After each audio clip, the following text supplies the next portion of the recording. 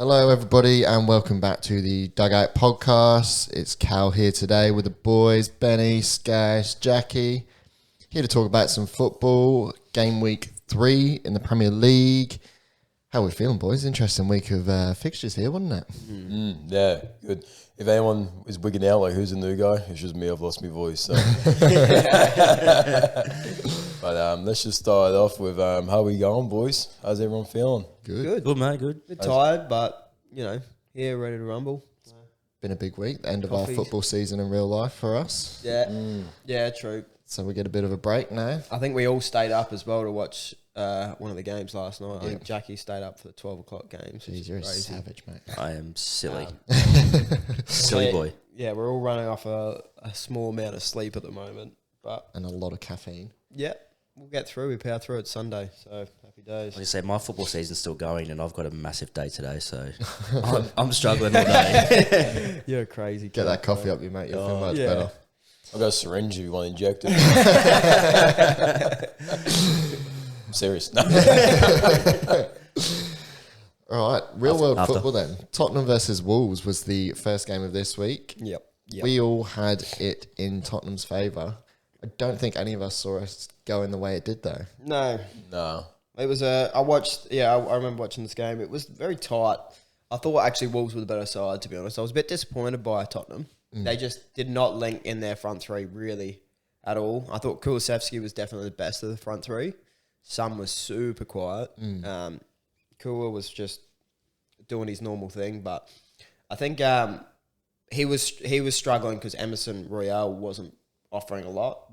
I just think they got it done in the end, which is a big 3 points for Conte. But yeah, that's Kane for you. He just provides that. Yeah, when you have a striker like Kane. Yeah. It's much like Jackie was saying at the start of the first episode of the podcast that Son has these quiet spells. I think we are definitely seeing it again. He doesn't look like hasn't scored right yet. of a spark. Yeah. Because you were saying that he has like a season where he kills it. Yeah. And he drops off, like goes a bit quiet and then comes back. Yeah, it's almost like, well, the league is obviously physically demanding. It's hard to go again. Yeah. Which, bringing it back to Liverpool, but we had a big season last season, struggling this season so far. Unless you got Salah. Oh, man. But on Son, he showing again. Having a bit of quiet, He'll still contribute, though. Perisic looked good to me. He was very direct. Very impressive. Yeah. Got down the wing, put in some ridiculous balls.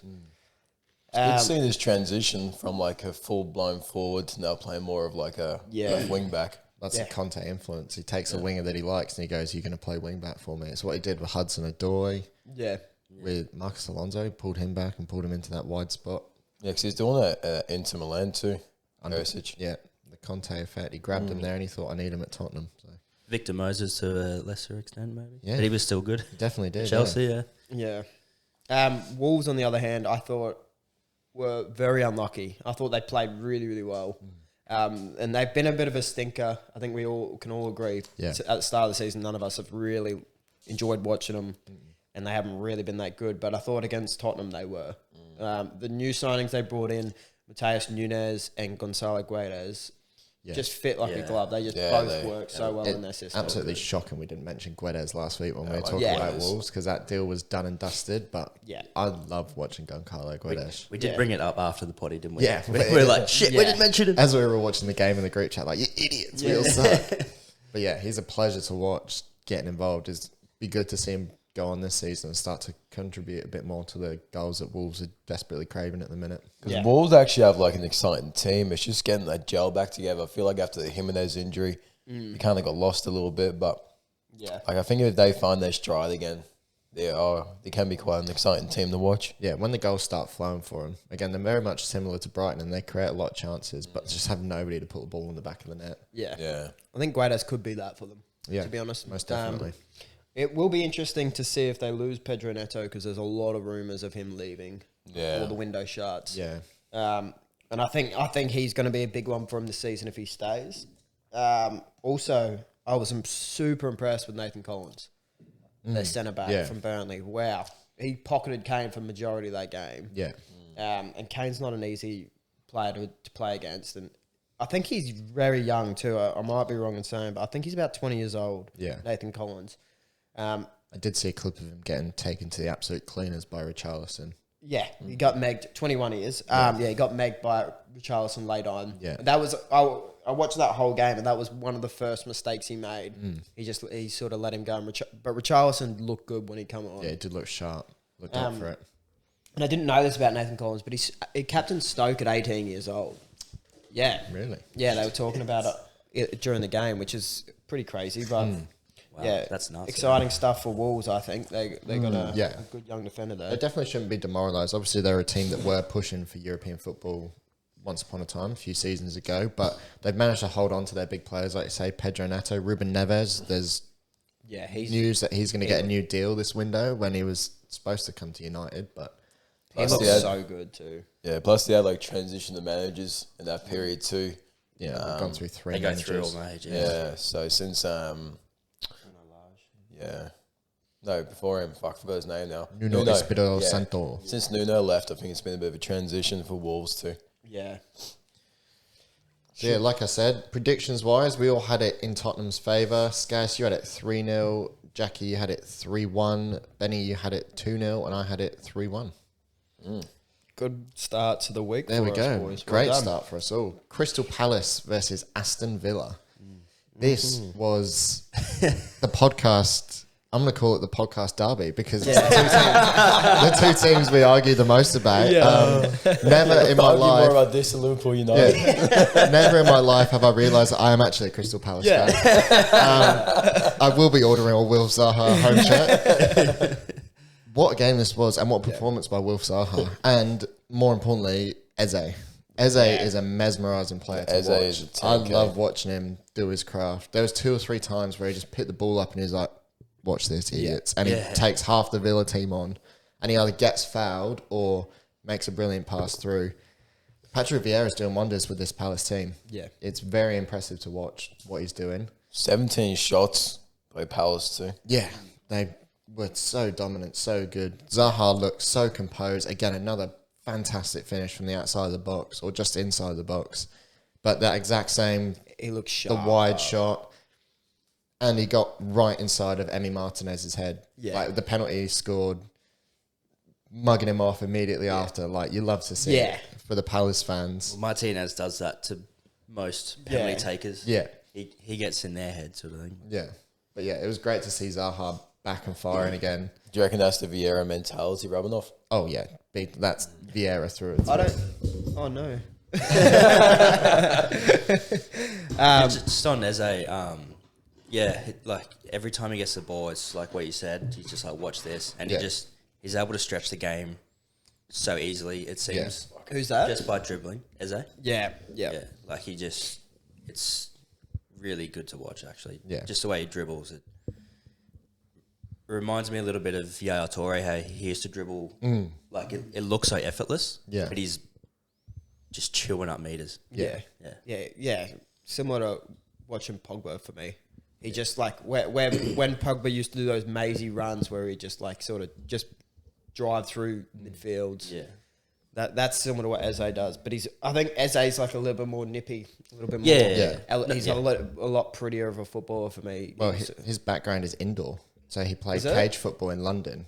Like, he's Yeah, a London right. boy. He grew up in the cages playing small-sided games like that. So when he dribbles, he's dribbling like he's on the small pitch. Yeah, okay. And you tell, like, it's so close contact. And Keeps the he ball makes it close. look so effortless too.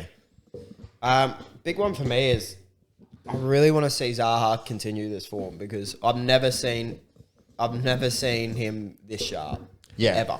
He Like looks on a he's different always level. been good and he's always had bags of talent and he always, even when he's in these purple patches where he produces ridiculous stuff, he's never looked this sharp. He looks stupid sharp at the moment. And he looks switched on. He looks fit. Yeah. Like, usually there's an injury or like a bit of a concern with his shape and how he's firing, but he looks professional. He looks ready to go. Yeah.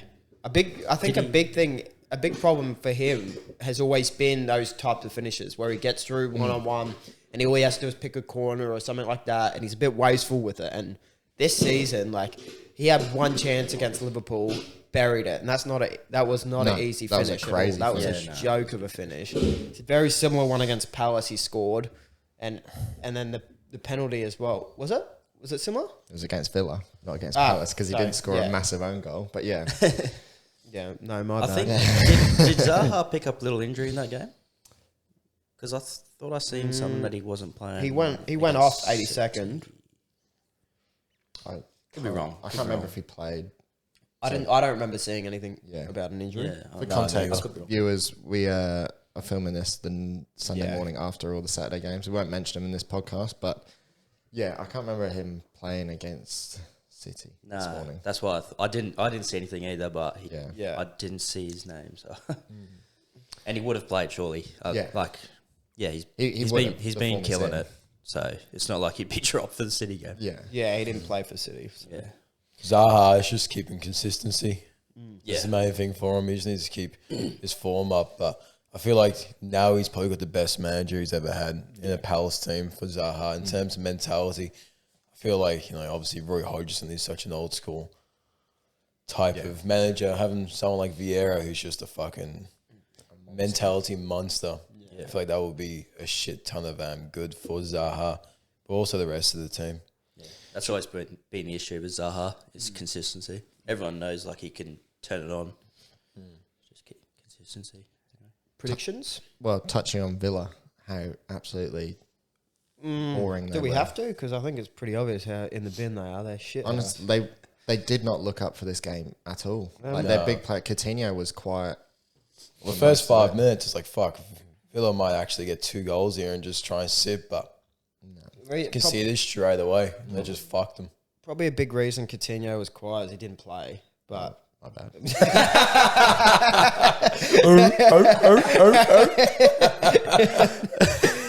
It was a week ago. no, he did come off the bench. I But was going to say, when he was on the pitch, I remember seeing him a few Buendia times just pick the ball up and lose it. yeah, Buendia got the pick over him. But yeah, I think pretty standard for the Villa side. The sort of opening 3 games. That's how they've looked to me. Yeah. In every one, they've just looked. One thing they were really good at last season was being up for the fight. Like they just scrap out results, and they just aren't doing that this year at all. The big Matty Cash again was another one who was quiet. Yeah. He had a couple balls that he got in the area, but they look like they're lacking that bit of spark, that bit of fire. Yeah, they definitely are. I don't know how they're going to find it, I guess. Yeah, this is going to be hard. This is a big thing for Stevie G. Like I know we joke and stuff like that, but this is a big thing for him. He needs to turn this around quickly, otherwise he will get in a position where I think the Villa board will get rid of him. I'll start questioning him for sure. Yeah, because there's not like they poured money into this team. They've given him a lot of coin, and if he doesn't start producing, Yeah. who have they got this week? West Ham. West Ham, yeah. That's a tough one because West Ham need a win too. Yeah. And I think West Ham get that done.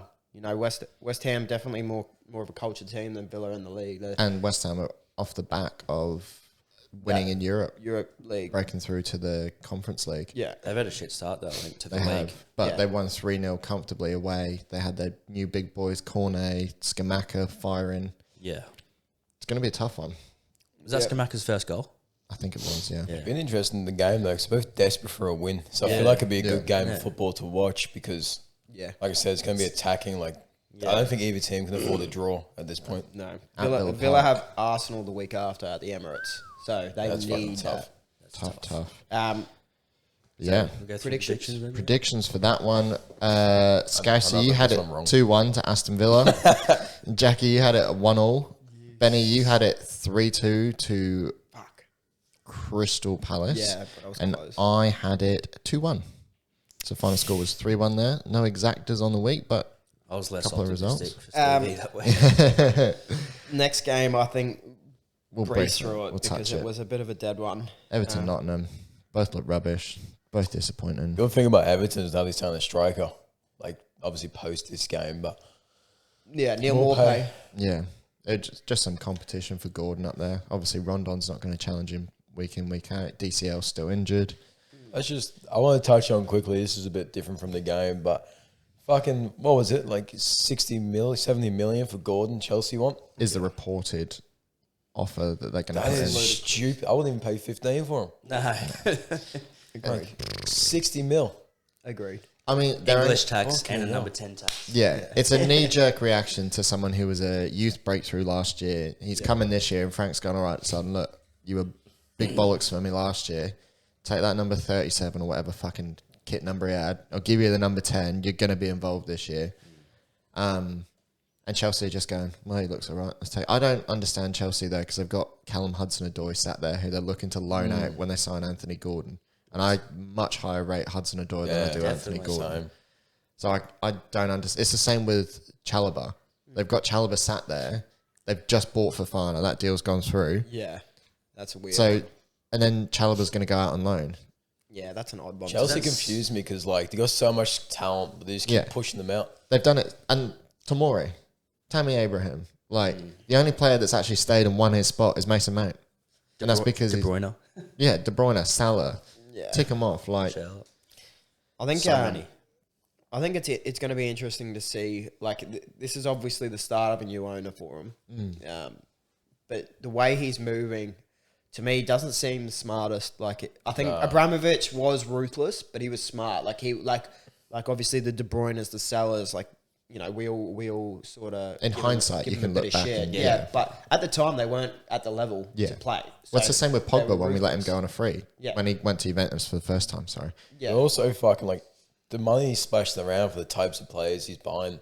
Like 80 for Fofana, 60, 70 for Gordon. Like that's The only good deal he's 150, pushed through is 160 Raheem mil for Sterling. those two. yeah. It's the only good deal is Raheem Sterling. I think it was 50 mil. Like how's he Yeah. 50 and Gordon 60, 70? Yeah, Silly. I think he's showing his naivety. The owner, what's it? I can't remember his name. Todd Bowley. Todd Bowley. Well, the difference between him and Abramovich is Abramovich bought in a team, and he said, "Look, I'm the money pit. You want money? I'm your money man. You go, you find players. It's the exact thing Man United are lacking right now is a scouting network, and now Chelsea are lacking that network because they all had to go when Abramovich went. So now it's just Todd Bowley goes out and he's like, oh, who's looking good at the minute? Oh, I fancy a bit of you, Fofana. You played well. Oh, Anthony Gordon, you're playing well. Oh, Yeah. Anybody else? Who can I look around at? And it's not good. It's not a long-term operation plan. And the signings they're making are not going to be long-term signings. Like Fofana, yes. Sterling, you're going to get 3, 4, 5 seasons at a push. But Fofana's going to be good for a lot of years because he's young. But Anthony He's like a Gordon? 5 out of 7. Koulibaly, I think, is a good signing. Yeah. I think Koulibaly's a good one for But him. again, you go on FIFA and he's like the 4th highest rated centre-back. And he was available. So He's it's like, got like just another fucking at take least him. like 4 Yeah. seasons. I don't think that's his reasoning behind. No, it might not. It might not be. But from the outside, it looks like Owner plays FIFA. But it looks like he's gone. Oh, Raheem Sterling. He's like gone concept players. Like I need a left winger. Oh, Raheem. I need a centre back. Oh, Koulibaly is near the end of his deal. We'll take him. Like Yeah. Well, there's his scouting network, FIFA. yeah. Well, there you go. Fucking pay him up, lads. Get EA what they're due. We figured him out. This guy got team of the week. Let's sign him. What's that? He scored 2 goals last week. Just pull him in. He's got 92 pace. Hudson-Odoi has 84. Your defending's higher and it's special. Can I plate you with an anchor card, please, Booster? Another weird one for me was Chukwuemeka from Yeah. Villa. 20 million for him. Yeah. For someone who's never really going to play for him. Like He's not gonna you know, get they enough loan game time. loan out these young players and stuff like that. Why sign him? And also, he wasn't starting for Villa. Stevie, that's why Yeah. they got him, because Stevie G was like, probably might go on loan to the Championship. And Chelsea were like, no, we'll take him. That's smart business from Villa for me. 20 million for a player, like he'll be a good player in the future, but like he couldn't make Villa's starting 11 or really be an impact sub for him. No. What's he going to do at Chelsea? And they haven't loaned him out yet. Like I thought for sure He's in the squad. He's going to be Tuchel is going to use him somehow. that's crazy. Chelsea is really questionable at the moment just by their transfers and how they're going about business at the moment. Like, Yeah, it seems a bit naive to me, but I think We're going to get to Chelsea as well, by the way. We are also on We're on Everton, not yeah, true. Let's go back to So, predictions. yeah, the one we were just going to breeze through and we spent 20 minutes talking about Chelsea's transfer policy. have a man of conversation, all right? We all kind of had it in Everton's favour. Obviously, it ended in a 1-1 draw. So, Scousey, you had it 2-1 Everton. Jackie, you had it 1-0. Benny had it 3-1 Everton, and I had it also 1-0. That's stupid. Fulham Brentford, a game that I thought we'd just be skipping through, but was a 5-goal thriller. I think we can still breeze through it. It Fulham. It looked like a championship game to me. Yeah. It was a good game to watch, but it was a championship level game. Like Fulham did really well to get the points. Mitro getting a goal again. Paulinho scoring a really good header. Yeah, Mitro in the last minute. Yeah. And Brentford side of things, I think Tony was good once again. He started the season super strong. Surprised Brentford didn't get the points. Yeah. Super surprised, especially coming off a 4-0 battering to Manchester United. That's the rough part. Yeah. If results this week, which we're going to get on to, had been different, you'd be looking at that Brentford team and going, what the fuck? There's no way it should have happened. But, yeah, I mean, Fulham scraping it through, showing their survival scrappiness to get in there. It's a big point for both of them. It's 3 points for Fulham. Oh, I thought you No, they snatched it. He's still on Everton, Nottingham. Yeah, it's on Everton, Nottingham. It's all right, mate. You had a big day yesterday, mate. Some of us think Coutinho played, some of us think Fulham and Brentford drew. We're all friends here, we're all having a laugh. Yeah, It's a good thing that's what this podcast is about. I'm just making random laughs. shouts for yeah. Four blokes in a room talking shit about games that happened a week ago. I know football. Yeah, it was an interesting game to watch. It's indicative, I think, of the season both teams are going to have, in that they're going to have games where they far outperform. So you look at the Fulham Liverpool game, you look at the Brentford United game, and then there's games where they just settle in, and that's kind of their level that they're going to be at, where they're just both scrappy, fighting tooth and nail, and it can go either way. Well, teams at the bottom of the ladder, they don't have like a set style that they're like, oh, but this is how we're going to play this year. No, they're very adaptive. Changes week to week. Yeah, and that's why I think that's going back to that Liverpool Fulham game. I'm pretty sure they would have played differently in this Brentford game. I think Fulham having 5 points from the first 4 games is a good start for them. Like the opposition they've come up against, and just on that point you said, Jack. I think that's a big positive for the sort of teams in that lower half, is because they adapt to teams they're playing. Yeah. You know, when you're a big team, when you're a big club like Liverpool, like your City, like your Manchester Uniteds, teams like that, they're expected to set a way of playing and not change to any team. Yeah. And that can be detrimental to them because teams can set up, like Brentford did against us, and we're trying to play a brand of football, and they just set up to just destroy that brand, you know. Yeah. Even United set up differently against Liverpool for exactly. this game, mate. And I think that's what Ten Hag is, before we get on to it, I think that's what Ten Hag's learning pretty quick, is that, yes, we're a big club, but we don't have the team to set up a style of play just yet. Not yet, yeah.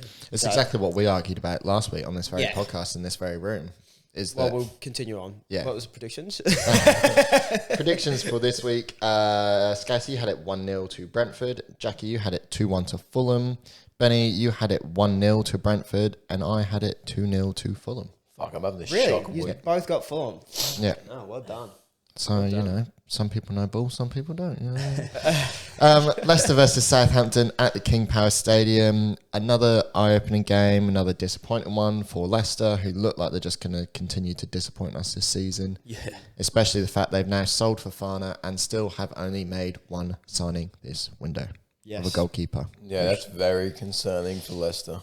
Is this a dangerous season for him? Is this the start of the topple off? Are they going to start the next few seasons to fall down towards the bottom of the table and back down to the Championship, which is not what we thought of a team that won the Premier League 7 years ago now? Yeah. Not right now, but if they keep losing players, definitely. You look at the players they've got left. They've got Vardy, who's not far off going. As we've spoke about, Tielemans, Maddison, Harvey Barnes, if he can stay fit, he'll get snapped up. James Justin and Didi. The team they've got is very good and very pickable. And if they're just going to keep letting them go. Yeah, they've still got quality. Their financial issues must be massive, because the fact that they're selling these players for big coin as well and not even looking at other players to me, they must be in the bin. Well, it's something they've always done as well. They sell for big and somehow create the next. Well, they always bring in too. Like they sign pretty quick after they sell. I think normally, like they don't sign for big, and they sign. I feel like they who's the midfielder they lost? They lost the midfielder and they brought in Bubakar Sumare. Yeah, Kante, I think, and they brought in Sumare or whatever his name is. And he hasn't worked out at all well, but that was a very quick replacement. They brought in Daco and they lost. Who did they lose? Demarai Gray. I think so. Mahrez? Who did they replace Mahrez with? Iniacho?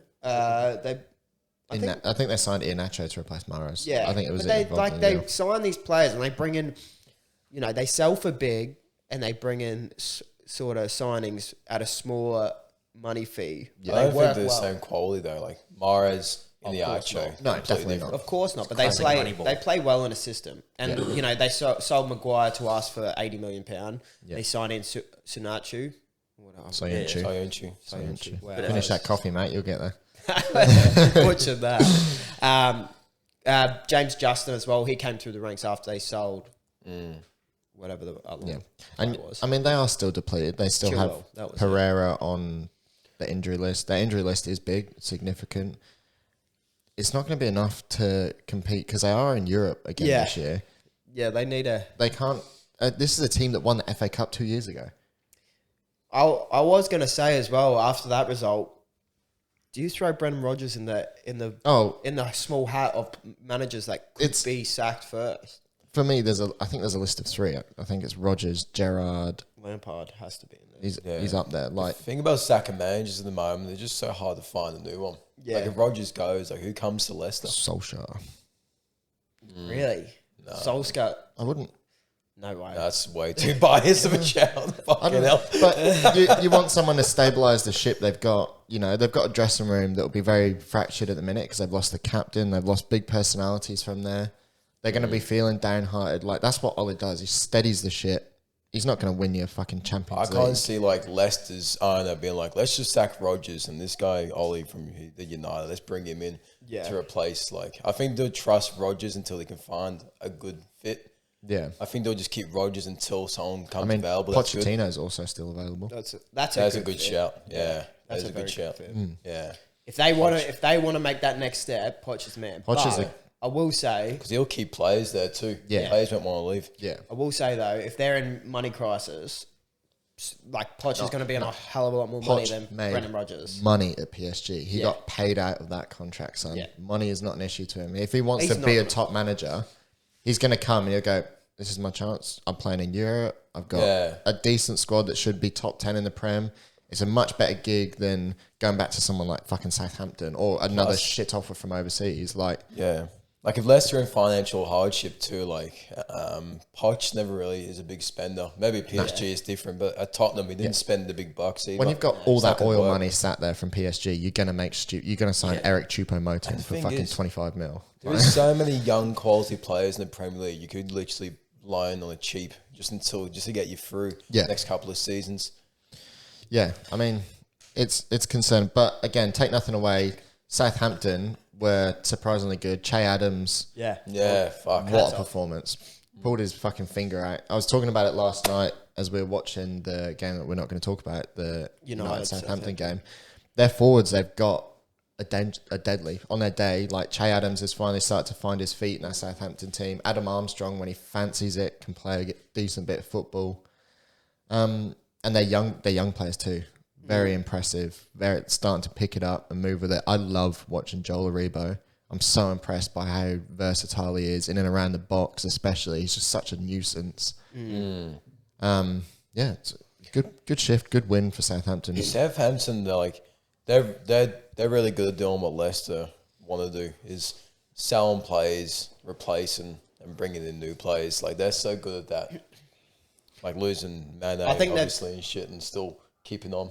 Yeah, I think they've done that really well this season. Normally, I don't think they're that great at it. Like probably over time they are. Like you said, the Manes, the big players they've sold to. Luke Shaw, Virgil. But this season has been a weird one. Like you never see a team really like it's a bold move from Southampton. They've brought in 3 or 4 really, really young academy players from bigger clubs. Yeah, and they've paid big for academy players that have never really seen any first team football. Like Bazunu, their keeper, they signed for £15 million or something like that, which is a big fee for someone who's never played a minute in the Premier League. Yeah. And he looks good, to be fair. I think that's a steal. I think Lavia is a steal. Really confident.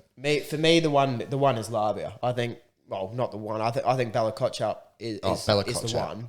I mean, £9 million for that man is a joke. It's more to talk about next week, but oh my god, he's been good. The other games too. I don't think he started the first game, but he's been very good. But Lavia for me,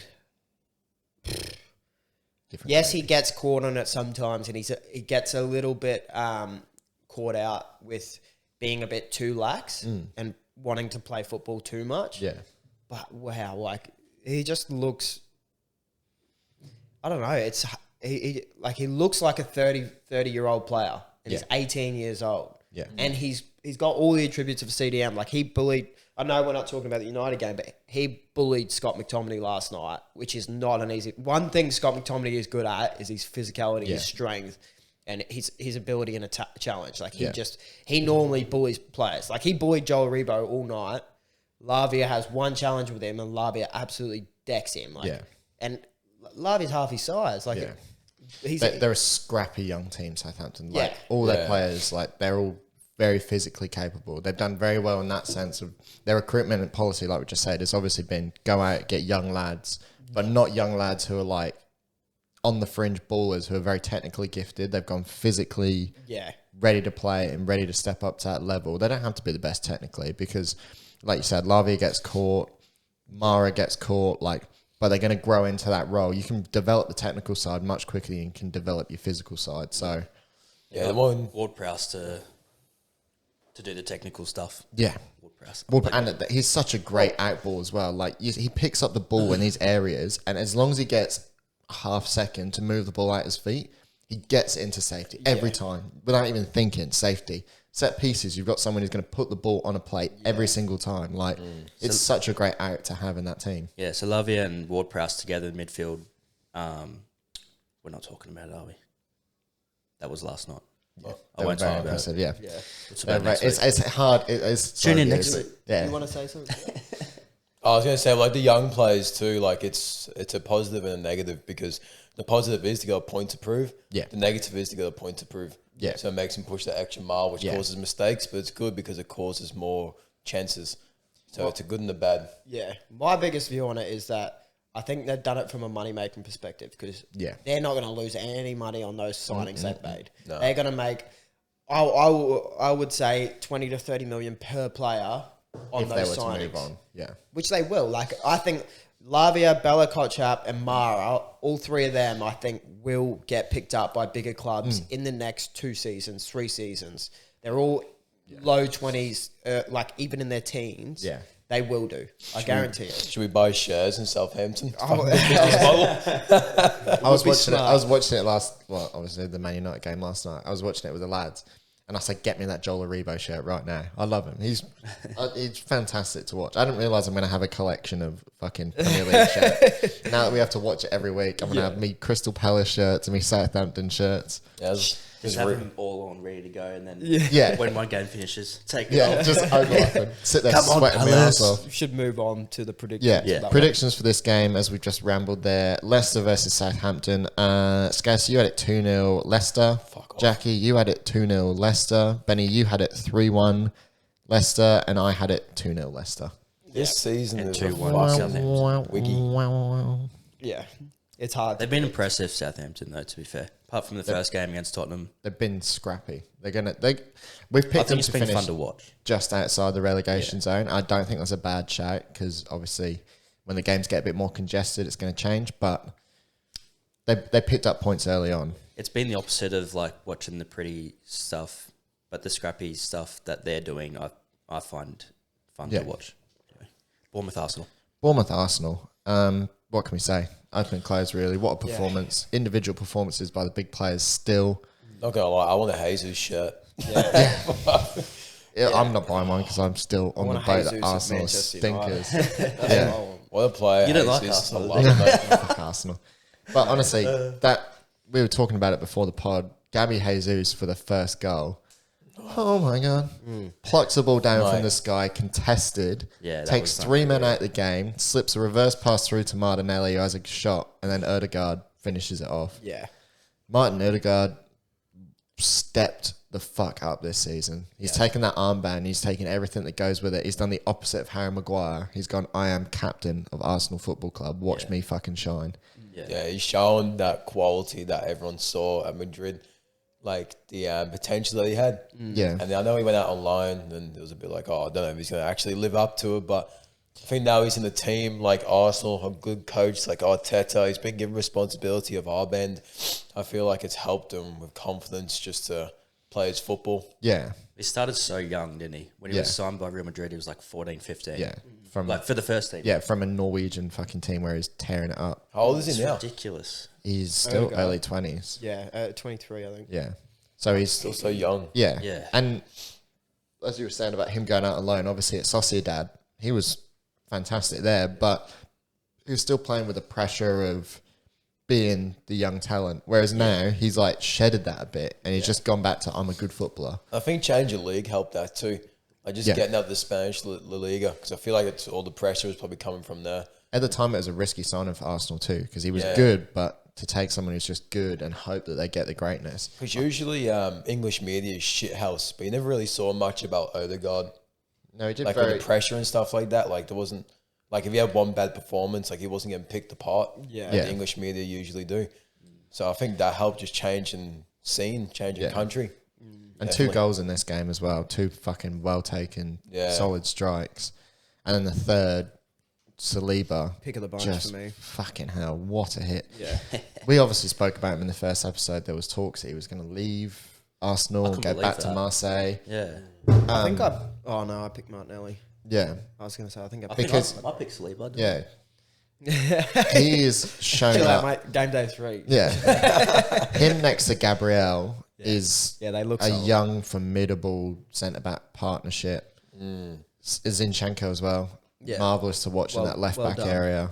Look at Arsenal's team. Like there's so much longevity in it too. Oh, Like this team they got now, it's only going to get better as time yeah. goes on. It's the youngest team in the Premier League. Smith I know- Rowe, who killed it last year, can't make this. Yeah. Like I know we say we're on the Arsenal train, but it's fucking hard not to be. I will say one moment. thing is they don't have expansive amount of depth, and Europa League coming up. You know, we've got the World Cup as well, and FA Cup. FA Cup. You've got the Capital One Cup. You've got these competitions. They're gonna need players in them. That's true. When you start playing 3 games a week, Yeah. Yeah, that's when and it's that- challenging. When you've got a midfield of El Neni and Xhaka instead of Partey and Xhaka, or whoever they might have in and Sambila around the team. Congo or whatever his name is. When you've got to start using those players and Yeah. not just having fringe appearances. It's the same we talked about last week with their mentality. Like without those big boys, like if you don't have Gabby Jesus, like I like Eddie Nketiah a lot. But he's not. He's that. not Gabby Jesus. Nah. And I like Emil Smith Rowe, but he's no Bukayo Saka. I actually Or rate Martinelli, yeah. Smith Rowe. Yeah. But yeah, Pepe it'll be as well. interesting to see. Pepe's just gone out on loan. Yeah, to- yeah, I think it kind of depends what their focus will be. Like if they would just keep their focus on the Prem because there's flying in it, or they try to go all out for Europa, or try to go I all think out they for have FA. to. They I have to think- push Europa because that top 4 Yeah. fight is so. It's not guaranteed. Dogfight. So I don't think they can try and compete for all 3. I think they've got a good shout at winning Europa League, but I think that it'll mean they will fall away in the league big time. I think they'll. I think us predicting them 4th is a realistic prediction. I think they'll fall away like they're flying at the moment. I think we had him 5th. No, we're We're in 4th. 4th. Yeah, Chelsea. that's Yeah, I think scumbag. Cal was the only one that. Yeah, didn't I think had they him would. fucking sick, then I believe it. Yeah, But yeah, I mean, 7th. and again, touching on Bournemouth, this is exactly the reason why we picked them to finish Go down. bottom of the table. Obviously, we won't talk about the result last night, Why not? but like this is where Yeah. they've had scrappy performances. Obviously, first game of the season where they picked up a 2-0 win versus Stinky Villa. yeah. But it's only downhill from there. Like we could be looking at one of those seasons where they don't pick up many more wins than they've already got. they've got but we said last week, they got a difficult run of games because they now played Liverpool this week, I believe. This week coming. That's a fucking rough game as well. What? They played Liverpool, so their heads are only going to go down. We've mentioned Scott Parker that many times. He's a good manager tactically. He's also not got a lot to work with, to be quite honest. That Bournemouth team, like the subs he has to make, and they haven't invested well at all for him. No. So it's tough. They're going to be scraping, obviously. Yeah, it's going to be a long season for Bournemouth. Yeah, a very long season. I think it's easy to chuck Scott Parker in that category of sack managers as well, because he's going to be losing games 3 or 4-0 for a while. I don't think they're going to be getting many results, and I think they're going to be getting battered once that starts, that sort of domino effect of losing those games by big margins. It's hard to come back from that for a mentality team who, let's be real, Bournemouth aren't a talented side.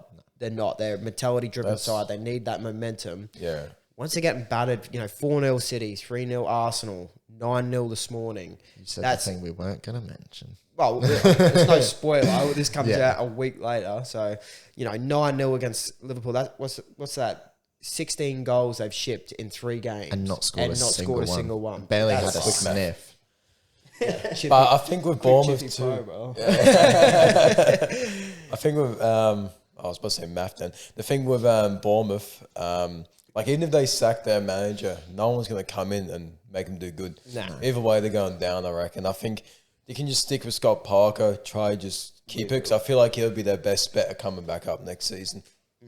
Yeah. Should we push forward? I never like to see managers get sacked, to be honest, because obviously there's different circumstances, but the manager at the time obviously has a plan. Like he's not wanting to be losing 100-0 every week. No. Yeah. Anyway. It's a rough gig being a manager, especially being a Premier League manager of a team that's in and around that relegation zone. You're always going to have fingers pointing at you, and especially even when you make few signings, you still spend £60 million. For a little team like Bournemouth, it's I don't know how much they've actually sold. I just said 60 million because it's a type of number that once you make 3, 4, 5 signings, you're already up there. Yeah. You're already in and around there. Even for players that are, mid-tier youth players, like we're just talking about Southampton and their 9 mil and their 15 mil for players. Yeah. Those add up real quick for a little club. But that's when the pressure mounts for managers, is when they sign and don't get results. But But if you're a team that's going to be in and around the relegation zone, it's tough because you have to spend that money to even be in and around the relegation zone. But pushing on to our predictions. Unsurprisingly, we all had a Bournemouth win here. Scasey, you had it 3-1. Bournemouth, sorry. Arsenal. I thought you were joking. Yes. You should just played along with it. No, again, it's early. Bournemouth, we all had it an Arsenal win. Scasey, you had it 3-1. Jackie, you had it 3-0. Benny, you had it 4-0. I had it 5-0. Obviously, a 3-0 result. So Jackie picking up the exact points there. My 3-1 was a typo. So. Got big thumbs. Leeds versus Chelsea. Maybe the second most surprising game of this round. This was unbelievable. What a shift Jesse Marsh's boys put in. Yeah. And it's the thing we spoke about last week, them getting these leads and then dropping off. They got this lead very early.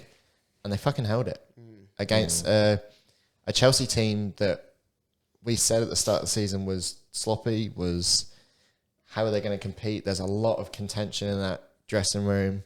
As we were talking about with their transfer policy when we were discussing Everton and Nottingham earlier, players in and out of that dressing room are not happy. Well, this game was off the back of the Chelsea-Tottenham game where it was quite heated.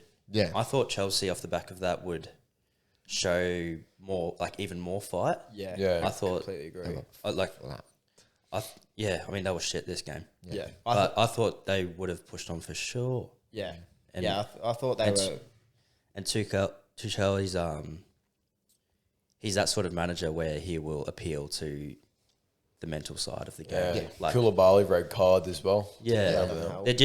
Everything went to shit for Chelsea this game. Head's gone for sure. Yeah, and Leeds got to give them credit as well. Scoring 3 goals, it's Rodrigo, what starts the season? He's a God, he's flying.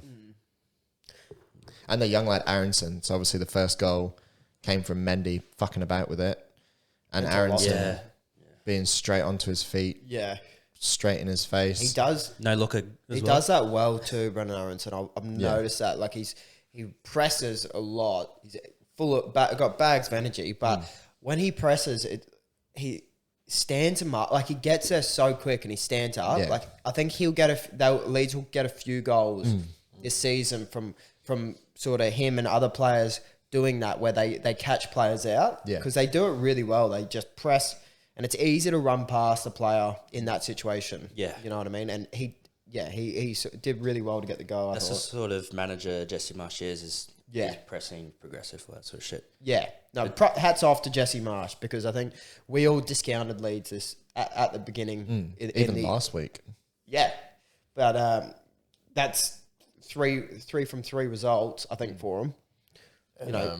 Archie Gray too. He wasn't on the bench. I'm assuming he's injured. Yeah, I still can't find anything about it. The ongoing saga of it's the podcast storyline. What the fuck? Yeah, what happened to Archie Gray this fucking year? Is he injured? Is he not? Is he on the bench? Is he not? The dugout. Free Archie Gray. Dugout unsolved mystery. Tune in next week for our fucking murder mystery podcast. Free Archie Gray. Free Archie Gray. That's another shirt to add to the fucking Premier League shirts this year. Number 63. Yeah, Get in, lad. It is very impressive. I am very impressed with what Leeds are doing, which is hard to say as a United fan, but I hope they can keep this run of form up. I hope that they can keep pushing on, picking up big results like this, keep scoring goals. A little funny tidbit. So Leeds are now massive in America, obviously, because of Jesse Marsh and the American players they brought in, to the point that on, I don't know, ESPN, CBS, whatever. They put it on. They put it on ahead of Liverpool, ahead of Man City, ahead of all the 3 o'clock kickoffs last night. Leeds was the only game they were showing. Yeah. Wow. I've seen that, So it's really good too. Obviously, the 2026 World Cup is in the Americas, America, Canada, Mexico. It's great that there's going to be that foothold in the game. Let's just hope there's no more dickhead owners like the fucking Glazers coming in and trying to pick up smaller football clubs that don't generate the type of revenue and end up being folded. There are a lot of American owners coming into the Premier League. Well, there's already three of the big six are owned by American conglomerates. FSG. Predictions for this one. Unsurprisingly, none of us had a Leeds win, I do believe. So, Scasey had it 2-1 to Chelsea. Jackie, you had it 1-0 Chelsea. Benny, you had it 3-0 Chelsea. And I had a 0-0 draw. So half a point for that. I'll take that. We don't do half points here, mate. West Ham Brighton, interesting game. A West Ham team that's struggling for points. What's going on with West Ham at the moment? I think it's more to do with Brighton. Yeah. Brighton for me are my dark horse. They are so good. They are so freaking good. We can't give them enough compliments. We're going to end up with a Brighton shirt hanging on the wall. I think Danny Welbeck. He's so good. I'm wearing a Danny Welbeck shirt. I love it. I get a Lallana. What are you cheering for? Gross. Honestly. Scoring all the goals. No, Welbeck was my one to watch. Oh, it's all good then. But you're secretly a United fan after that win. Yeah. He's come to the dark side. But yeah, it is Brighton are very impressive. They're a very hard team to break down. It'll be interesting to see him play another team from the Big Six to see how they go. Obviously, didn't go quite to plan for Manchester United, but very impressive Brighton. I didn't really predict them to do this good. Like this good of a start. I mean, good on them. Like with the opponents diverse, obviously no one was expecting the United game to happen the way it did. No. And also away at West Ham as well, like two big away games. And they've gone out there. Oh fuck! Another one as well. I know we're not touching on it, but just quickly, I don't know if any of you seen it. They versed Leeds this morning. Yes. Or last night. Yes. Which was the battle of the two undefeated teams. Yes. And Brighton beat them, which is another huge win. Like that's a massive win as well. So Brighton for me, I just think Potter's a joke of a manager. I think he's so good, and I just think they're my dark horse. I seriously can see them in a 6th place finish, 6th, 7th place. I don't know if they'll go that high because I think they'll go on a cup run. I think they'll go on a Maisie Cup run, and they're not the deepest team either. So a couple injuries can really derail them. See, I think we're underestimating how much, like, we've all picked the standard top 6 this season, me included, but I think we're underestimating how big Europe will be this year. Like, the involvement in Europe for all those 6 teams plus the World Cup, like, it's going to take its toll. You know what I mean? Like, we've already seen Liverpool stagger at the start. We've seen United stagger. I mean, we're shit, but we've seen that. So Arsenal are flying at the moment, but I think they'll fall off. Spurs, to me, don't look that good. Chelsea look a bit shaky. I think there is a possibility of a couple of teams coming into that 6 from outside that don't have Europe. I mean, for me it's funny how the end of the season goes. You look at like last year, for example, you had teams like Wolves, West Ham, Brighton. They were all in it. They were only 3 to 4 points out of that bracket. But when it gets to the end of the year, the big dogs step up. Like, it's very easy to be a team at the start of the year that's all, like, Brighton are firing on all cylinders. Most of their players will have never been in a position like this where they've gone 4 Premier League games undefeated at the start of the season. Like, they've never been riding higher.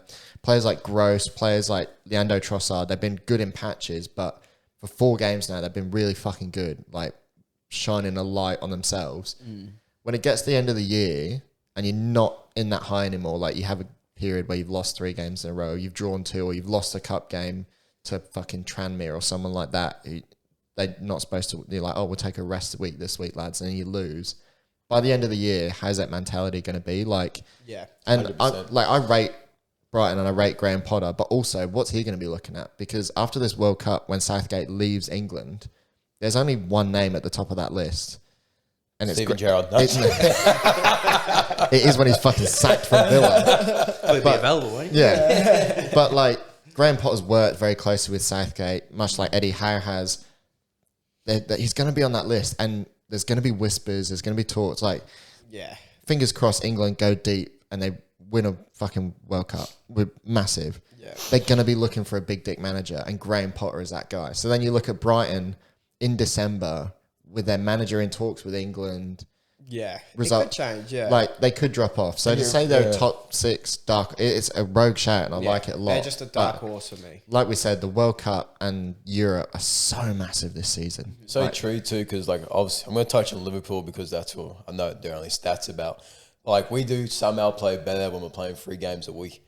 Like in 2022, we've lost 1 game this whole calendar year. Who was that to? Oh shit, Chelsea United. Like, that's what I mean. Like, when things start heating up, the big teams just roll through. Yeah, and they find a way. Yeah, but it's great to see Brighton finally getting results for the football they play, because for the last couple of years they've had these great performances and not scored the goals and not had that finishing touch. I would love to see him finish top 6 though. It'd be fantastic. It'd be really good. Who drops out then? Who you feel like they're going? Chelsea, I think, at this point. No, I think maybe, and I think United are definitely. Don't you dare. Definitely one that could drop out. Not Arsenal? I'm starting to think... for me, it's Arsenal. I'm starting to think maybe Spurs too. Well, they'll finish in 2nd. Yeah, I don't know. I've not been impressed with the way they play. I know Conte gets it done, but they look really stagnant in some games. Like the Chelsea performance. And that was my concern, like, when we're doing the prediction of the table. Like, I knew there's just a lot of hype about Conte. I was just... Yeah. I just don't think he's, like, that top echelons of a manager. I think he is. I think that's why they get the team points. that he's got now. I think he is, and I think that Spurs team, like you were saying, when they start playing more games and they've got to, like, because at the minute they can kind of be in cruise control because they're not playing that many games. They've not started to, like, Jed Spence hasn't touched a pitch yet. Like, there's players in there that'll be fighting and pushing now, and that's when things get interesting. Where then, I think it is a lot the competition for spaces in that team too. So when Liverpool start playing well, it's because you've got the likes of Curtis Jones and those youth, like, fringe players that are pushing for those spots, so it elevates everybody else's level. Yeah. I think the same will happen, like you said, with the big teams. They'll start to push on, but it's just getting them to go in. Yeah. Should we move forward? There we go. So now we've talked about the big 6. Back to West Ham versus Brighton. About Spurs. Yeah. Predictions for this one. I think we all had it. Oh, no, we did not all have it in West Ham's favour. So... Scassi, you had it 2-0 West Ham. Jackie, you had it 3-1 West Ham. Right. Benny, you had it 2-1 to Brighton Hove Albion. And I had it 2-1 to West Ham.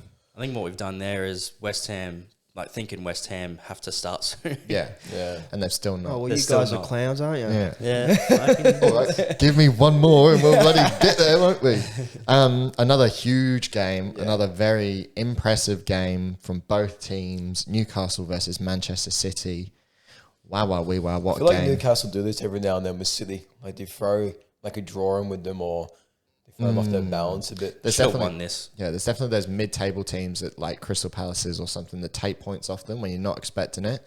This is one of those games where Can I just say, I picked the City slip up for the week after. Yeah. I picked it for this weekend Yeah. against Palace, and it come as soon as I seen the result against Newcastle, I was like, "Fuck, it's a week early. spilling," because they won't do it 2 in a row, and they didn't. They got it done over Palace this weekend, but But yeah, that Newcastle game, I want to give a shout out to my boy Kieran Trippier, the best right foot in world football on a dead ball, because goddamn, goddamn that free it's a kick. spanking free kick. It's not even the best. It was a good free kick. It was a good free kick. But yeah, Not sure about the best ruffle. no, that's obviously It's not better on hyperbole. the dead ball. That's hyperbole. Best Yeah, I right know, footed right back. The most it gave me the most exciting 2018 feelings again. Yeah. Croatia throwback, but yeah. Yeah. What a man. And again, he was really impressive in this game too. Newcastle themselves were just really impressive, really creative and explosive going forward. St. Maximin had his Ballon d'Or performance. Like there's that photo of Pep on his knees with his head in his hands as Walker's getting absolutely taken as It's a fucking cleaners. break dancer of a player. Eh? Yeah. It doesn't make any sense. It doesn't. Like, Every time he gets the ball, I want a beatbox. yeah. he needs a beat. Like he is so when he's on his day, he is untouchable, which is so annoying because he's barely ever on his day. Yeah. He reminds me of you know that Alan Pardew, where he's doing that stupid dance. Yeah. That's what he does on the pitch. And somebody I've slated It's like John publicly, Travolta, Grease. Miguel Almiron, Yeah. So cringe. popped up with a couple goals. We got one, but Yeah. Create an Yeah. opportunity, like an actual. he should have scored another. He should have Yeah. scored. There was one he blazed over from penalty spot. Yeah. Which showing his sort of his downfalls. But like I said, I feel like he's one of those players that just work their socks off, and getting a goal is big for him. For me, the big thing is Newcastle should win that from 3-1 up. Yeah. They need to be taking 3 points. I think Eddie Howe will be disappointed that they didn't. As much as a point is really good against City, and they probably before the game they would have snapped your finger off to get that. I think Eddie Howe will be disappointed they didn't get 3 I think points. that's the pressure of a team like City, though. Like, Yeah, they The just thing with suffocate City, they just know how to find the back of the net, one way or another. and they suffocate in a different way that say Liverpool do Yeah. with the constant press, but City mount pressure by just not letting you have a touch. yeah, Yeah. And it makes you desperate. and now they've got. And that's the third goal that City scored, where I can't remember the centre back, but he steps out, and that's when De Bruyne plays in behind. Yeah. He's just that desperate for a touch to try and clear it. Yeah, And I think I was talking to you during the week about it, Bad where defending. he wants to go. Is it Shah? I think it's Shah, Yeah, he wants to go to Haaland. Haaland steps out to get feet. Yeah. And like I know you said bad defending, but for all the world, like if Haaland steps off for feet and your line is that deep and you're that compact and Sharp comes with him, like every defender in the world goes with him there, in my opinion. I don't know, because there's lots of players around. If Yeah. Haaland gets the ball there, he doesn't have any other option but to go back anyway. Yeah. That's why I feel like you just keep your line. Do you think And- any other player in the world can play the pass De Bruyne played though? probably not. I don't think so. I don't think anyone else sees that ball. Modric. Nah. No way in the world. Makes technically could, but he doesn't get in the same would spaces not, as he De would Bruyne. not play that ball. That's a joke. I don't know. That ball is a joke. Well, Meg's the defender. I feel like the run makes the pass there. Bernardo Silva runs Oh, of probably course. 10 metres before Yeah. it's passed. But- I feel like you would see yeah. it if you're... Yeah, I don't a think like professional no one footballer. can make that pass. I feel like passes like that, it's a beautiful pass, but I feel like there is quality players out there that will pull that off for sure. Thiago loves a reverse pass. Yeah, Thiago's nowhere near the level of De Bruyne. doesn't mean he can't pass. He can't make that pass. I feel Thiago like will not make Thiago that pass. can make that pass. Modric can make that pass. No, none of them make that ball. None of them see that ball and make that ball. The other thing is, I think the big thing for me is he plays that before Shah steps, which is a big thing. Like no other player sees that. Yes, he sees the run of Silva. Yes, Silva does all the work by making the run. But Shah's super deep, and Haaland comes. Haaland's the easy option. And I think as he shapes the pass, it's 0.2 of a second that Shah steps and De Bruyne plays. Like to me, that's a joke. Like, are you saying that De Bruyne sees the movement and then plays it? Yeah, he see. I feel like De Bruyne sees Shah like body before he steps. He sees his eyes and his body step. Yeah. Like he doesn't actually step before De Bruyne plays that pass. De Bruyne plays that pass before Shah steps, and Shah steps as the ball comes, thinking it's going to go to Haaland. It's like almost in sync. And for someone to pick that, because if Shah doesn't step, then it's a bad pass. It's a really bad pass because it's straight to where Shah was. But the fact that he steps and he plays that knowing he's going to step. I think a lot of props has got to go to Pep for that too. That's Pep football. Like just being able to make people pull through and get other players transitioning to other positions to make runs and gaps. Like that was like a quality to Pep as well.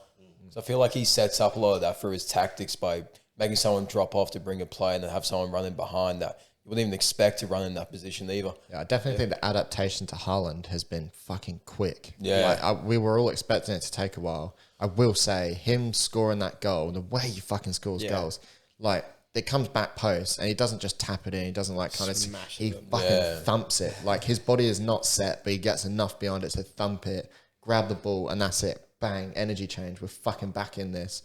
Off we go. Let's push for it now. I can't believe we have Ronaldo scoring more goals. It's because we expected Haaland to get injured, and it's been 3 games. He's not injured yet, but fuck me, he's terrifying. Yeah, I said last week I don't like City, but it's only because they're good. What a signing it is for the Premier League, though, having Haaland. Like, the Premier League signing, I reckon. Like, it was similar just having Omri in the league, Terry Omri. Yeah. Like, obviously he's not of that caliber, but, like, just being able to... Like, you watch Arsenal to watch Omri. Yeah. Like, now I watch City to watch Haaland, but also De Bruyne too, but... Can I just say, what an exciting time to be a Premier League fan. Because obviously, so many good players. Obviously, the money issues in the world of football at the moment, Premier League has an abundance more money than any other league. But we're getting all the best players in the world. Yeah, we are. It's coming. But So it used to be La Liga. yeah. Now all the boys are coming here. And there's still the pull from Barca and Real Madrid, of course. But for us to have Haaland, we've still got Ronaldo in the league. Yeah. You know, players like that. You know, Liverpool. Salah's still here. Yes, Liverpool still have Salah. You know, We're in a time where England teams are dominating European football too. Is that Mbappe to Liverpool? Or? Well, he's coming after the Nike deal. He's going to come on a free from PSG. No, if he didn't he's not. sign the contract with PSG, I honestly would have thought he would. There's one place that man is going, and it's Real Madrid. Madrid. And he'd be there right now if PSG hadn't been like, hey, do you want to run a football team? Yeah. We have Neymar and a week. Messi. Yeah, tell Messi what to do. Hey, do you like playing Football Manager? Do you want to do it And in you real get like a life? £300 million sign-on bonus Yeah, too. and he's on almost $1 million a week. I don't think I'd want. Give us some Mbappe money, lad. No, you Sponsor the wouldn't want- podcast. And Like Mbappe. we're gonna get into a bit of European football. We're gonna get into a bit of European football when we're done recapping here because we've done a bit wild. But I just wanted to quickly touch on. I didn't realize, like, I knew Haaland was a joke. I knew he was a very good player and all that. And I knew all that, but I didn't know how much of a fox in the box he was. He is. that's his just- game.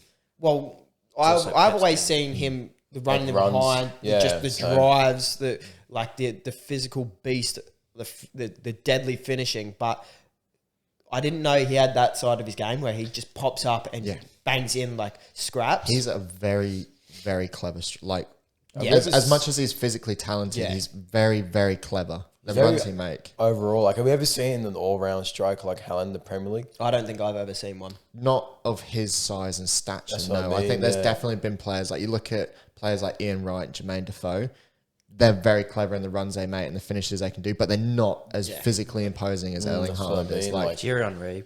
He was pretty. Yeah, he I was think pretty Henry's- strong. I think He was strong, Henry- but he wasn't strong in the set. Like, he's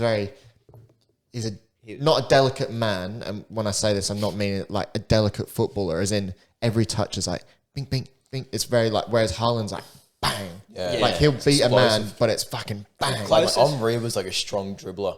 Yeah. Like Haaland's just fucking tank. The closest thing I've seen to him, I think, is probably Didier Drogba. But Didier Drogba didn't produce the numbers. He's not as that Haaland. explosive as Haaland though. Like, Didier's strong and he's big and he'll hold a man off. But Yeah. Haaland does it and he doesn't look like he's doing it. Frozier, Yeah. Like, he's just standing there and players will be on him and it's like he has a fucking force field against him because they just fall away from him. Like, and he's done it to everyone so far. Yeah. Wait till he comes up against Maguire, mate.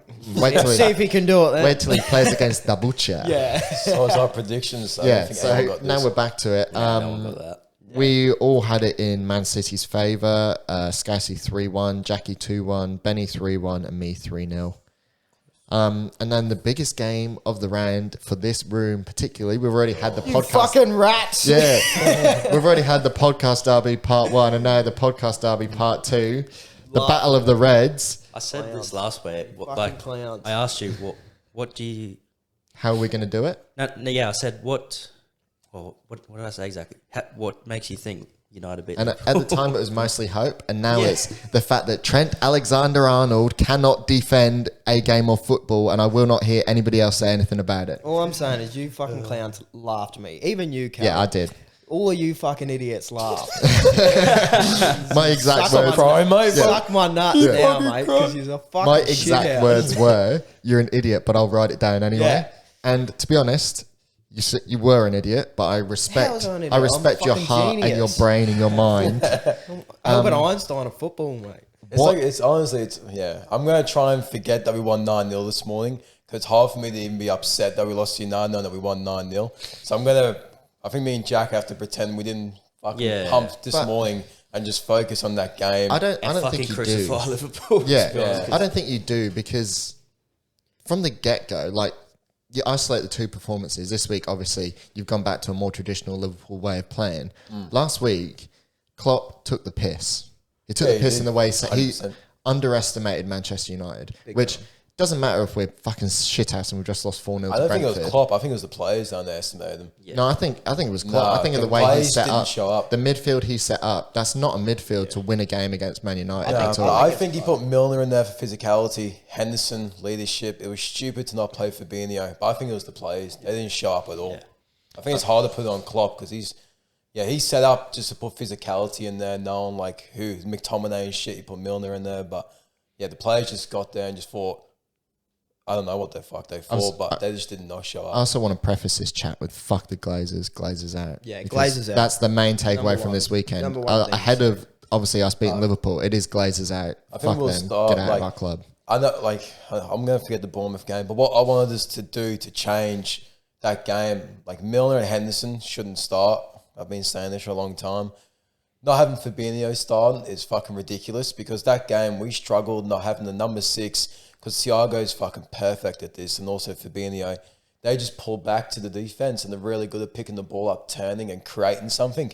Then we're really good with having Henderson on one side and then Robert Elliott or another youngster because Trent bombs forward and usually Fabinho or Hendo are really good at protecting him when he does that and that's why our fullbacks have the freedom that they do. Yeah. Because they don't have to defend. Like, and that's what they Yeah, got caught. Like, yeah. literally, United's game plan was we've got Elanga, we've got Rashford, and we've got space. The And thing where's is, the big like- gaping hole? Behind Trent every single time. But the thing is, it's like we set up that way. Like I think Trent's first thing is not to defend. I think his mind is to create play and attack. And I think because he's a right back, he gets a lot of criticism for not defending, obviously because it's his position. But I don't think it's his intention going into a game because we usually have like a Fabinho or Henderson that covers that position. He for also him. didn't But create anything. It wasn't just for me. It wasn't just when he goes forward. That's why I'm trying to completely- finish what I'm saying because go. I completely agree with you. I think the way Liverpool set up normally covers Trent when he pushes forward. I do agree, but the way he defended when he was back Oh yeah, it was shocking. was horrendous. Like Elanga, to me, Elanga's the unfinished product at United. Like he's definitely got a lot to learn and to grow on, and he's very direct and just raw. And for him to be able to make Trent look like a mug like he did is a joke to me. Yeah. That shouldn't happen. What we usually do is... No, you go. So what we usually do is, because we know Trent can't defend, and what we usually do is Hang on, clip that. what we do is we usually back Trent up with another player, because we usually double up on the right side. Like Salah will pull in. Fabinho and Henderson are really good at standing behind Trent to create gaps. And what we do is we usually force wingers to play backwards so they don't try to take anyone on, especially Trent. And we didn't have that, and we just got found out by on that right hand side. Elliot is the midfielder on that side. Exactly. In this game. And it was just, and he's shocking. He's an attacking player. I mean, it looks good when they're all like fucking Salah, Elliot, Trent, all link up in attack. Yeah. But they're all very attacking players on that side. But just on that Sancho goal, when Alanga takes piss, he's always going to play the 1-2 there. Yeah. I feel like that's what you're saying with Trent. Like, If you're Trent, it's so obvious that he's going for the 1-2. Just fucking run back. Can I just say as well, after you get beat there, like, fair enough for Trent, like, you know, you switch off one little moment of dullness. He gets in behind. You've got to track back in and because Sancho, he sent Milner. For me, Milner did nothing wrong. Like, everyone's memeing on Milner. He has to block that shot. Yeah, no, he has to block. Van Dijk. Yeah. Van Dijk should be there to back Van him up. Dijk, but also Trent. Trent walks to Sancho. Trent watches him and then thinks, "Oh fuck, that's where I should be. Should I go?" And then he starts to jog, and the ball's in the back of the net. I think blaming Virgil's a cop out. I see it all online, but I do agree with Ben. It is Trent, because Virgil's just trying to stand behind Milner because he knows his shot's coming. So he's just trying to protect the other side of the goal that Ali's not on. Yeah. Trent's just cruising over, and he needs to pull in. But Virgil doesn't block. He stands in the middle of the goal. I think that's a lack of spatial awareness, which is fine because it's a break moment. But if he's standing to block, like, Alisson dives, which is why Sancho holds and commits.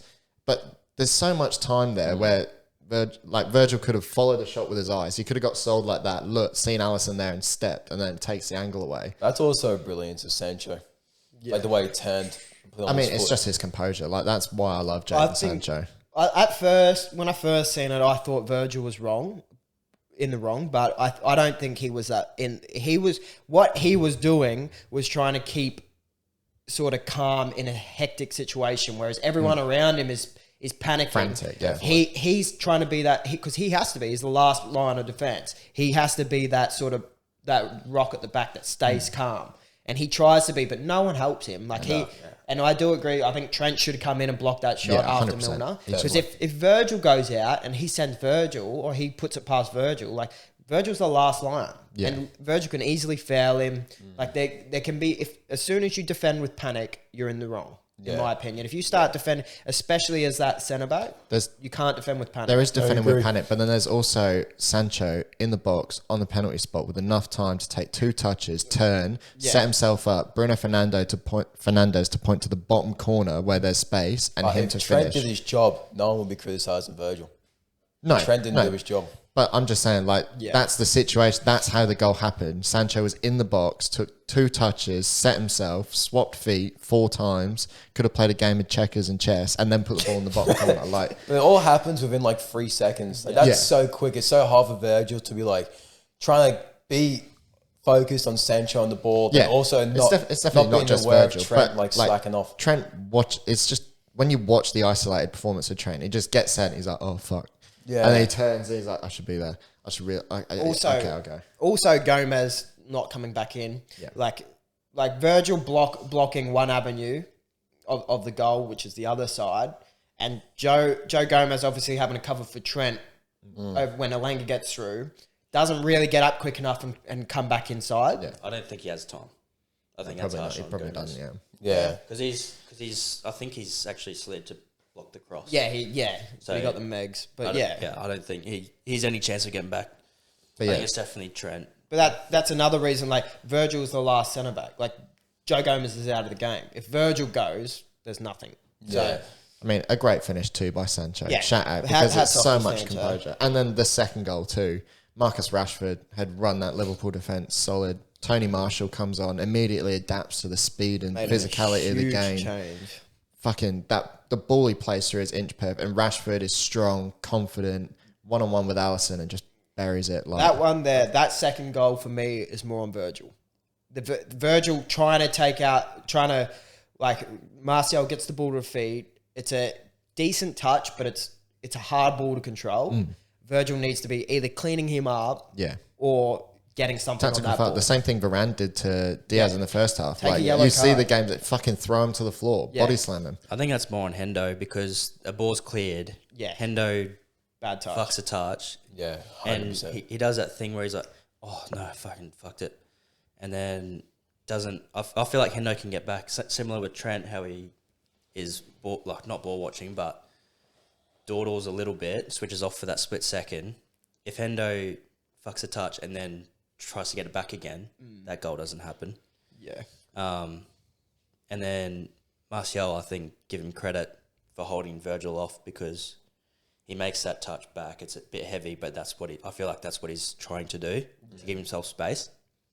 And then obviously, yes, puts it in. But I don't know if I should bring this up. It's probably going to sound biased, but during the week after that game, people coming out saying it was offside, but benefit of the doubt. Yeah. Have you heard about that? Yeah, it's But not offside. that's- Did you hear about that? I've The heard benefit it. of the doubt thing? No. No? I've not heard. But like, that's why we've got VAR. That's why we've got 4 referees watching the game. To be honest, we deserve to lose that game. Yeah. We deserve. Like the goal you got was fucking lucky too, because Lisandro Martinez and Rafael Varane, that was their coming out party as our centre back partnership. I thought Lisandro Martinez was fucking massive. And Malacia too. Malacia, He has his to be coming in out that party category. too. Like them boys. I will say this, this is my one criticism of this Man United team, and I'll stand by it to the death. Bruno Fernandes is an embarrassment of a captain for us in that game. Yeah. Like in a massive game like that, and you look. Embarrassment's super hard. No, He's he's whiny, that's complaining, super hard. petty. No. That's not how you Yes. act as captain of I Manchester agree. United when we're Not just United, at any home. team. I completely Being captain agree. like that. His petulance to the referee is a joke, but to say he's an embarrassment of a captain after running more than anyone on in the that field, game. He was. he sets the example when the way he runs. He runs more than anyone on the field. You can run as Works much as you like, harder lad. than anyone. That's setting an example. Obviously, the petulance is stupid and he needs to cut it out. But to say he's an embarrassment, I think that's super harsh. I was every time. Especially I watched after we've just fucking gone through a season or two of Harry Maguire being our captain. Yeah, but You're he's saying an outright embarrassment. Like when we've got players like De Gea again was spectacular against Liverpool. It's good to see him just doing his thing as being a brilliant shot stopper. He always performs against Like us. if you want to lead by example, To me, the big one would have been Varane. For me, I think captain is mentality. I think Bruno has mentality like that. you can have all the, like I love can run as Bruno's much as you want. performance. That's inspiring. If you've got a captain who's your leader, and then you've got someone like Bruno who does the fucking dog work. Like, All he does is run. Roy Keane, for an example, he wasn't the best technical player, but his mentality was just nuts. And then he had the players around. He had players Yeah. like Giggs who fucking runs and is. So who do we have like that? I would David De Gea based on De Gea's not performance. If like you're going to go by performance No, you're driven, not. You're going by mentality now, aren't you? Yeah, all right. David De Gea. No. He doesn't whine like he Casemiro. gets. He doesn't lead though. He doesn't It's whine, very hard but he for doesn't it's lead. very hard for a goalkeeper to lead. Fair So then why are you dues. going to give him captaincy? Because I think he's a more suited captain mentality wise than Bruno Fernandes is. Like in that, and obviously it's been proven last night it's different. But for this game, this Liverpool game, I don't think Bruno was the man to be captain. Like the way he goes on at the end with the ball and Salah, that shit fucks me off right there. Like, just give him the ball back. What are they going to do? They're going to fucking run at you. You're going to win the tackle and fuck up. But making that little fuck around where they're now fighting for the ball, immediately fighting instincts are on. Instead of like scrappy, like fuck, we need a goal. Let's get back, panic, put the ball down, go. Instead they're like, oh, you little cunt, fucking give me the ball. I'm gonna fucking go for you now, and like picking them out. I just think for me it's embarrassing, and the fact that we've just had a 2-1 win against Liverpool at home, broken their 2022 undefeated streak, however long it's been since we've beaten them in the league. But the main takeaway from everyone is Bruno's a little bitch. It's like fucking that's just my main annoying. takeaway. No, because we're That's United definitely fans. mine. Because we're United fans. Like it should be the fact that Sancho sent Milner and their defense to the shops. My biggest thing is just who else. Like I agree. I don't think Bruno's a long-term captain. No. I think he led by example in his performance. I think I'm his biggest critic when he's on the ball because I think he's stupidly wasteful. He tries too much erratic stuff. When you need to slow the game down, he doesn't. But the work rate he puts in, and as hard, like he works harder than anyone else on the field. He did in the Liverpool game. So for me, that's how he leads by example. We don't have anyone that leads that's a mentality monster. We don't. So to say, it's easier to say, okay, give your captaincy to someone who's a mentality monster, like you're saying. We don't have anyone like that. The only one for me would be Varane. But Varane is... Does he speak English? Yeah. Of course he does. And he is a Watch his leader. press conferences. He's a leader, but he's new to the team, and he's just like he's not even played the last. And two he's games. very hot and cold, like because he does get injured every other week. You can't my long term one, by the look of it, is the butcher, is Lisandro Martinez. He's definitely the way he goes about keeping clean, like every tackle, every fucking block, every interception. Does he speak English? Yeah, I think he does. Mate. Yeah, I think he does. But every single thing anyone does in the back line, he's gone up, fucking smacking them on the back, high fives, everything, which I love to see. Well, you see his effect. Doing these ones. Anytime there's you see his effect on Dallo too, because Dallo's turned. Dallo looks fucking. Dallo was the one. Well, even against Liverpool, like when I think it was Sancho scored his goal, Dallo's in there, he's got his shirt and he's fucking pulling it up like two fists in his face, like we don't fuck this now, we fucking go, boys. Like. Yeah, it's great to see after how fucking shit of a start to the season we've had. Yeah, that the boys are out and they've turned up, and not only have they turned up against Liverpool. Yeah. Like fair dues, Liverpool shit performance, but you still have to beat Liverpool playing shit. Yeah. 100%. You still have to take the game to them, and you can't rest on your morals. Be like, oh, they're shit this week. Let's fucking chill it. Liverpool for a while have managed to win games playing that shit. Yeah, well, they got credit to United. They got points from the opening two games playing that bad. Yeah. You know. But it's not sustainable. I think that's why the change we had this weekend, which we won't talk about, was good. But a good thing that Klopp was saying in the press conference was the reporter said, "What are you doing about signings?" And Klopp said, "We're going for a midfielder." Yeah, that's big fucking news, because I know we wanted Tuchemani and Bellingham. Obviously, Tuchemani went to Madrid. Bellingham, Dortmund said we can't have till next year. So I think I was just going, fuck it, we're going to get a midfielder anyway. Because we're not usually panic buyers, but it seems like Klopp has someone in mind that he wants. I heard talks about Barella as a potential as well. Frankie de Jong too. So I think if we offload like Keita, Oxlade, and a couple other players, Milner next season, if we can bring in like de Jong now and Bellingham next season, it's going to look promising. Anyway, yeah, so we don't want de Jong. It's going to be shit. He didn't want to use I think Klopp saying Klopp coming out and saying that it's on him. He said they didn't need a midfielder. Yeah. He's like, I was wrong. And he basically it's a bit of an arrogant take, isn't it? Like when you say we don't need a midfielder and then you've got fucking less than a week or 2 weeks in the window. Yeah. And you go, oh yeah, we actually need a midfielder. No, I think what happened was the board always said no, so he just went with that. But I think the board is now like, oh, maybe you do need one. So he's like, yeah, I've been telling you that.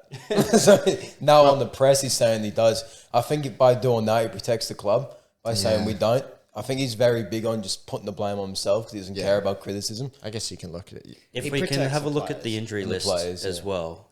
Yeah, the injury list, like that's why we need a midfielder. Yeah, it's not to be doubted upon, but if everyone's fit, we have like bloody, I think it's like 8 midfielders. Yeah. So it's not like, I see what Klopp's saying, we don't need a midfielder, but at the moment we do, because we have shitloads of injuries. But I feel like that has a double effect sort of thing where if he's saying we need a midfielder, if you're one of those midfielders that are fit, you're like, fuck, well, I want my spot. Yeah. So, I don't know. I do think by the end of the season, like players like Keita's going to go, Oxlade's going to go, Milner's contract will be up. So there'll be quite a few people out the door too.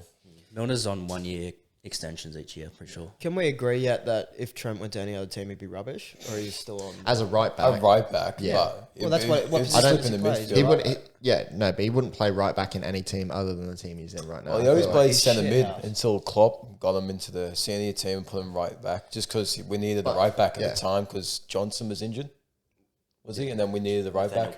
Nathaniel Klein was injured, so Klopp's like, "Oh, come up, you got good technical ability," but. Yeah, Trent would fucking fit in most midfields in the world. Yeah, but not like as a right back. I'm like, does he start for any other team at right back? That's all I'm saying. No. Yeah, definitely. I think so. Anyone. There's like a billion clubs in the world. Yeah, in the Premier League. for top six, Yeah. for someone of his Not level. even top six. No. I think. I dare top say six he Bournemouth will does. start him at fucking right back. See, I'm opposite opinion. I think top six he starts. He Like, wouldn't start for Bournemouth. I think he would start with like maybe an Arsenal or a City, teams that destroy possession. But anyone below that, he does not start. He's he shit. does. No, because he can't defend. He's fucking rubbish at defending. He can't defend. In a team like Fulham, a team like Brentford, a team like that, where they're on the defence a lot of the game, he doesn't start. He's I shit. don't know. I feel like He would, that's because- a bold one. Well, That is. That's a crazy. Well, would shout. any of those teams like sign him if they probably go for bigger defenders? yeah. I don't think there's That's why I said it. But it's not a detrimental thing to Trent. That's just that team's style. style of play? Yeah. So yeah, but if he just popped up in their squad, he wouldn't play. That's all. It's I'm like saying, like, would I take any other right back in the world? No. yeah, no. It's like, it's all circumstantial for tactics and play. So, Yeah. like, would I take any other right back? No. Would he fit in any other team? No. And you're saying like hypothetically, but yeah. I'm just saying because you all laughed at me about that. Well, it's That like, meant would he to. fit in Atletico Madrid, the defensive style team? No. Doesn't mean he's a shit player. It's not he's a shit Still player. It's the just best- not a he's good right one. back Shit for me. right back. I think he's still the best in the world, right? Well, for us, like, we don't play with, like, a defensive fullback because usually, like I was going off before, we have Hendo or Fabinho that are covering our fullbacks for them. Like, they're doing that job. So, for us, like, he's perfect. If he was the best right back in the world, he would be the first name on England's team sheet. No, he wouldn't. Yes, he would. No, Gareth Southgate doesn't work like that, mate. Yeah, but that's what I mean. Like, he's not. It gets found out at right back. That's why he does not play for England. Yeah. I mean, it is why he doesn't get a lot of game time for England. That and the fact. Yeah, so suck my nuts. Let's continue on. What's predictions? Predictions for this one, obviously, were very contentious that week. Scazzy had it 4-0 Liverpool. Close enough. Jack had it 3-0 Liverpool. Benny had it 1-0 United. Woo. And I had it 2-1 Manchester United. Well done. What I've a had the biggest genius. takeaway from United winning, which you two whinging about your captain. Yeah, Well, it's just like our More performance, negatives than positives. There's a been a mate. great podcast. This. We'll I was come dreading good. coming here this morning. We'll come good. All right, let's talk about biggest the takeaway was Glazers out, but Yeah, Glazers that should be remembered. biggest takeaway is the next topic because United are not involved in this. So we were meant to breeze. We were meant to breeze through those results. Yeah. It's an hour and a half gone. that's what I thought we were going to do. I was like, I don't know much about the fixtures. I forgot them. All right, well, let's punch through this. We'll pretty touch quick. on it, yeah. So obviously this week, the Champions Champions League. League draw has come out.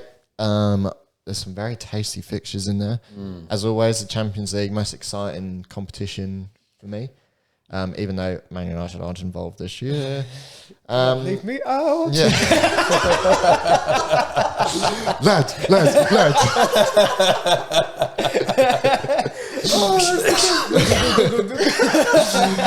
Just another log, I think. As long as I'm involved.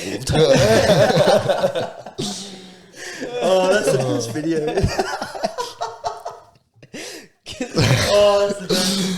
Oh God! Shout out Tom Green.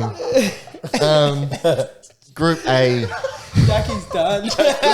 We cooked him there. He wasn't expecting that. He wasn't expecting a bit of that. Oh shit! Crying. Let's start with Group A. Oh fuck Ajax, Liverpool, Napoli, Rangers. It's actually an interesting group. Like, I think Liverpool will be top, but I don't know. Napoli and Ajax is interesting for second. I mean, yeah, for me, it's Ajax over Napoli. Like, Napoli they've not really replaced the loss of Mertens and Insigne. Koulibaly. Ospina as well. True. They're going to be shaky. I think Ajax are a team. Obviously, they're in a bit of strife right now with the whole Anthony and United thing they got going on. He's on strike. He's not playing. Bit of He's not even contention. training, yeah. They're No. going to get Ziyech back, which is good. Yeah. If they sign Ziyech, that's huge for him. Obviously, losing Haller as well. And their manager, like, it's interesting. It's going to be an interesting group there, but I think it is Liverpool and Ajax that go through. Rangers, God bless them, power to them. Hope they get a result, but they've lost a lot of big players for them. They've lost their centre back. They've lost Aribo. Yeah. they lost their manager halfway through last season. Do you also see the talks about Ronaldo Napoli? Yeah, Napoli's president coming out and saying like, "How dare you disrespect us?" Yeah, there's been a lot of teams. Marseille also came out and said, "We have a project here. We're not just signing players for the sake of it." Yeah. It looks like, from all I've seen, Ronaldo to Sporting Lisbon is like 99.8% done. Like That's crazy. They'll be announced next week. He's desperate. Yeah. It's not exactly a group of death, but it's difficult. It's going to be a difficult group. There's interesting games in there for sure. Yeah. There's going to be some interesting games. But yeah, I think ultimately Liverpool should we will go top. around? Back to Group A. Should we go through, say who we think two teams going through up? What do you think, Liverpool? Ajax? Yeah, I think Liverpool Ajax. In that order? Yep. Yeah. I think Liverpool. I'm with it. Just because of the amount of players Napoli have lost. Yeah. I think Napoli will get through. Yeah, I agree. I think Liverpool, Napoli. I think Ajax without Ten Hag, they're going to have to rebuild. And Anthony as well. Yeah, Anthony. Well, They've lost a lot of their players. I think Ajax have lost just as many as Napoli. Hold up. Let me quickly check Napoli's Gravenberch squad. went. Yeah, no Gravenberch, Martinez. no Martinez. Apparently Alvarez to Mazraoui. Newcastle. Hello as well, you've mentioned. Haller. I don't know. Like looking at Napoli's team too, like they don't have a fantastic team. No, they got Osimhen up top. Zelinski's a good player. They're dogged players, though. Like they compete. But is Italian football's so hard to play, like to verse them. I mean, because they're so structured, like set up position. Like you love possession, and they dive everywhere. I'd love to see Rangers go through, but no chance, unfortunately. So Group B, Porto, Atletico, Leverkusen, and Club Brugge. It's kind of open shut on this one. I don't feel like Atletico will win. Yeah, I feel like Porto probably over Leverkusen. Leverkusen a good side, but they're not a fantastic side. They might pick up a point against Atletico. I can see a shock result like that, but I think Porto, they've got a very solid team. Obviously, they still have Pepe in the back, who's an absolute monster, especially when it comes to Champions League. Lost Diaz, their best player. Yeah, but they've still got Jesus Corona. Oh no, he moved to Sevilla. Yeah, he did move to Sevilla. That's why I think Leverkusen might just pin them. It is very close. Obviously, Club Brugge, bless them, they're a great team, but they lost their big striker in De Ketelaere. They might lose Veneken to West Ham as well. To be honest, I'm just sick of versing Porto in the round of 16. So I want Leverkusen to come. I like watching German football more. So what do I pick? I'm going to go Atletico and Porto. I'm going to also go Atletico Porto. I'm going to go Atletico and Leverkusen. Okay. I'm going to go Atletico Porto as well. Group C. Group C. I think this is the most interesting group. This is the group of death. I think Munich will win. And then Barca, Inter. I don't know, Barca's just so weird for me at the moment. There's just so much shit going around that club at the moment. Yeah. Bayern, Barca, Inter, and Pleasant, I think. I reckon they'll win. I would like to see Inter go through. I reckon they're going to win the whole Barca are dogs, and growing up, like Inter Milan was like my second team. So I love Inter Milan. So I'd love to see Munich and Inter. Inter are an interesting one as well. Obviously, they've got Lukaku, Martinez. Good squad. They've got a strong team. Obviously, they've kept hold of Skriniar, which is massive. PSG were pushing from this window. Their board have come out and said, no, thank you. We're not interested. Bastoni, Barella, Dumfries, De Vrij, Barca for me, obviously, Danovic. Official this morning, Koundé has been registered as a player for them. So he does hang in there. For me, that makes him solid, doesn't make him strong. I can see Inter pushing him. I can see Bayern absolutely fucking steamrolling him. Like another 8-2. Bayern win this group with 6 wins. Yeah, I think it's a clean sweep for them. I think Inter will probably get the nod over him. I wouldn't be surprised if Pleasant pick up a win against Barca or Inter. I wouldn't be surprised. Yeah. I'm going to go Bayern Barcelona. I think Barcelona, they haven't sold any players, which they were supposed to. Yeah. Somehow they've kept everyone and registered their bullshit. players. So I think their squad is strong. I think Xavi is a good manager. I think he gets them through.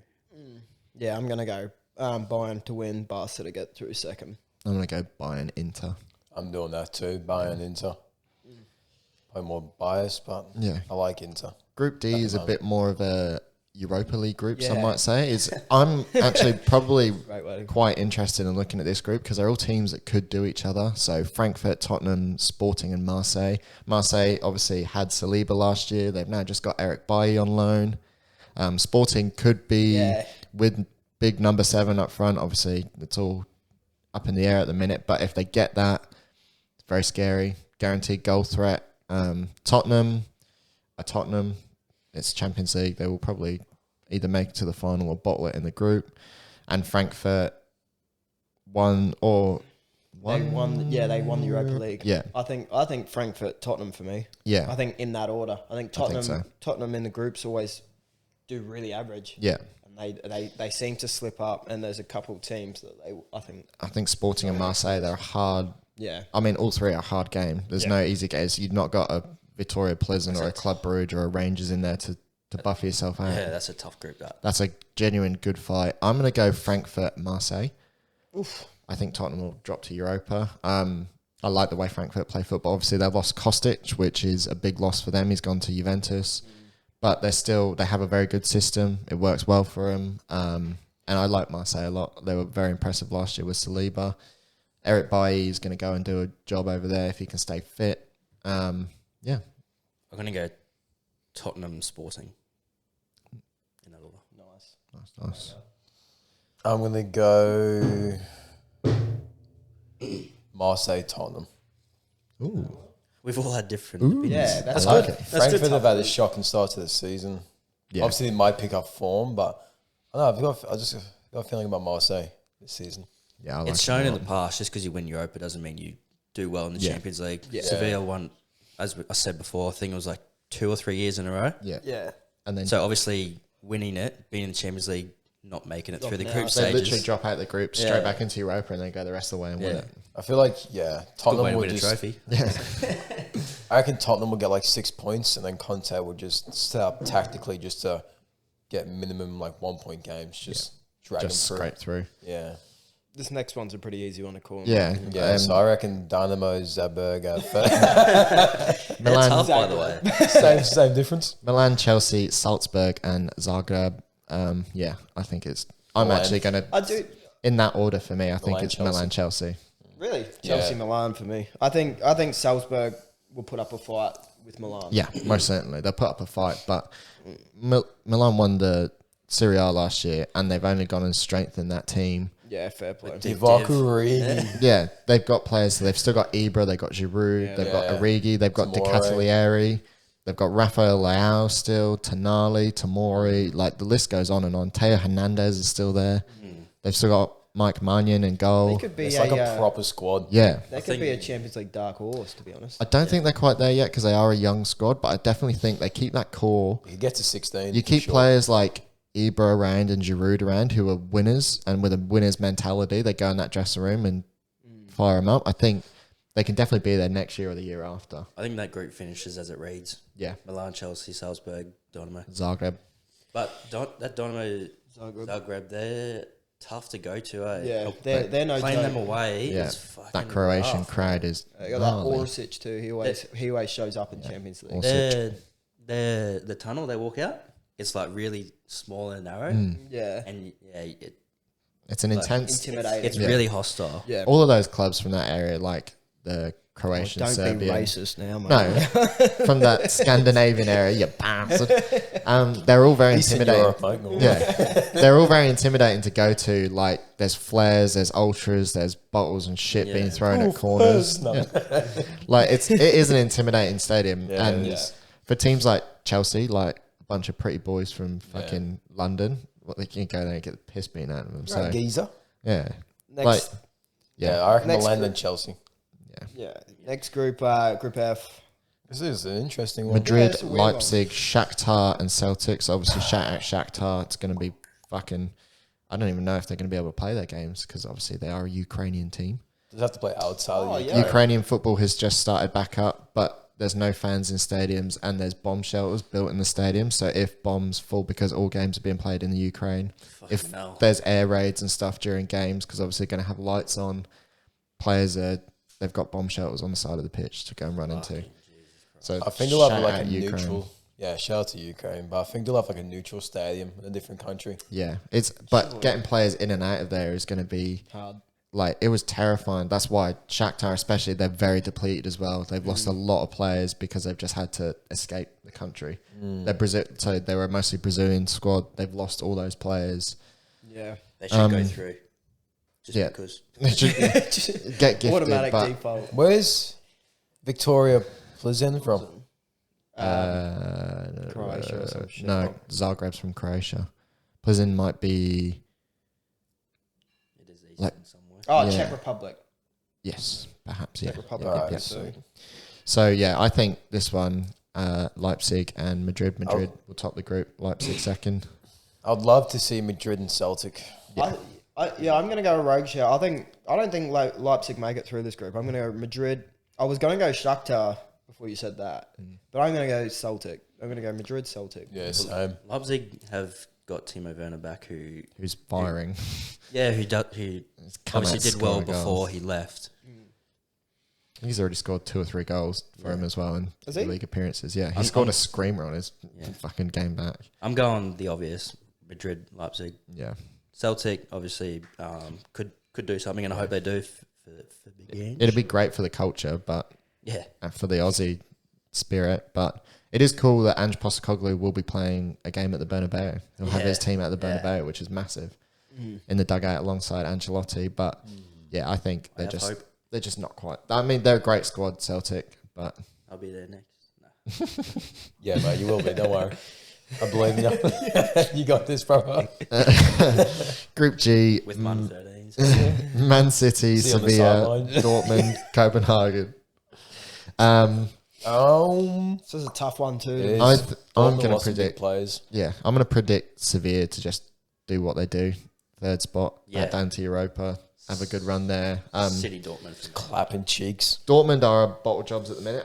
They're a very hard one because they lost Haller, so they signed him, and then bless him, Also he had Sancho. a testicular tumor. Yeah, so that's he right. immediately signed him and then lost him. They then went and signed Modeste on a 2-year deal just to fill that gap. They've had a shit start to the season too, but You for did me- say that they're on a shout for Champions League winners. for me, they still are. I'm still going to give it to them they because don't make it out of the group. no, I think they do because their youth is still. Julian Brandt is still fantastic. Yusufa Makoko, fantastic. I actually don't rate their youth. Adeyemi, I really like Adeyemi. Him and Makoko have been linking up already. I can see him scraping results. I can see him, obviously, Copenhagen, poor bastards, just there to get fucking pummeled. But I can see him getting Sevilla. Sevilla, to me, aren't that strong. They're an aging squad.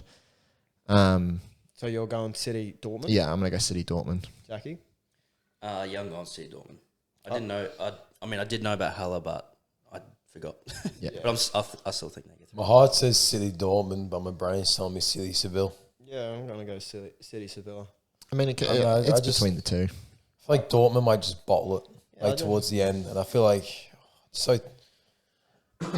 I'd love to see Dortmund go through, but I feel like it might just be They've also Seville. made a lot of signings. I think they made like 9 signings or something. And so Dortmund. the defense is basically brand new. So it's They gotta Hummels, figure out how to Schürrle, play. Schlotterbeck. Like the Yeah, players, the signings they've made are good signings. They'll come good. It's just going to take a bit of time, and we've still got plenty of time till the Champions League starts. Anyway, Actually, so, do yeah. They just don't impress me, Dortmund. They just don't. yeah, do not they have impress been. me at It's all. been a very flat start to the Yeah, season. normally they might not have the player names and the big players and that, but they play good football and they get results, but they just haven't been. They So- still play good, but Well, obviously they've won 3 and 4 in Bundesliga so far. they did just bottle. I think they were They 2-0 lost- up with Yeah, they lost 2 their minutes to go, last and they game. lost But last 3-2. season they weren't good at all. Yeah, Yeah, they definitely Marco dropped Reus off. has always been one of my favourite players to watch. He's now a very aged man. Yeah. Like the Yeah. most injury-prone man in that Yeah, squad. oh yeah, Missed the 2014 World Cup due to injury when he was in red hot form. yeah. should we Sorry. decide? Cities. I'm gonna go Sevilla. Nice. Group H. Group H. For me, it's pretty open and shut here. I PSG, think Juve. PSG. So the group is PSG, Juve, Benfica, and Haifa. Maccabi Haifa. Where are they from? Europe. Maccabi. Yeah, for me, obviously PSG have started the season fucking unreal. They're from Israel. Israel. Wow, there you go. How are they in Europe? Because Israel's part of Europe. Is it actually? Yes. I thought it was a part of the Asian continent. Yeah, I'm No, I'm pretty sure it's part of Europe. I thought it was Asia. Well, it must be. They're in the Champions I'm pretty League. sure it's But part of Europe. Oh no, it wouldn't be. oh yeah, because they're just south of like France area. Because they're like top of the north of that whole Middle East section. Yeah, they're like up there. Yeah. Yeah. My geography is shocking. Because I think more to east is where Asia starts. Actually, like where India and stuff is. Yeah. They're definitely in and around. They're in that area, but they are European. So yeah, for me, PSG start the season fucking unreal. Messi. The team, bro. Obviously, the teams always look good. It looks even better this season. So as I touched on earlier, Mbappe is a fucking little bitch. Yeah. Throwing his hands around, complaining, while Messi and Neymar are just back to their beautiful best. I've seen Neymar at his best. Mbappe scored the fastest goal in Liga history last week. I believe it was 7 seconds with a set piece that they stole off some Bournemouth. Yeah, some Bournemouth did the exact same thing in the Championship last year. Messi went and fucking pulled it out his locker. Juventus look shaky under Max Allegri. They can't find the best. Can't find the best out of Vlahovic. Then they've just signed Arkadiusz Milik as a striker, even though they paid 70 mil for Vlahovic, and they just can't. Is Milik from Napoli? No, he was at Napoli. He was at Marseille when they signed him. Oh, yeah. They've obviously got Di Maria. Di Maria's been fantastic for him, but Di Maria's they really good for do not look good under Allegri. I will say that. Benfica could shock the world.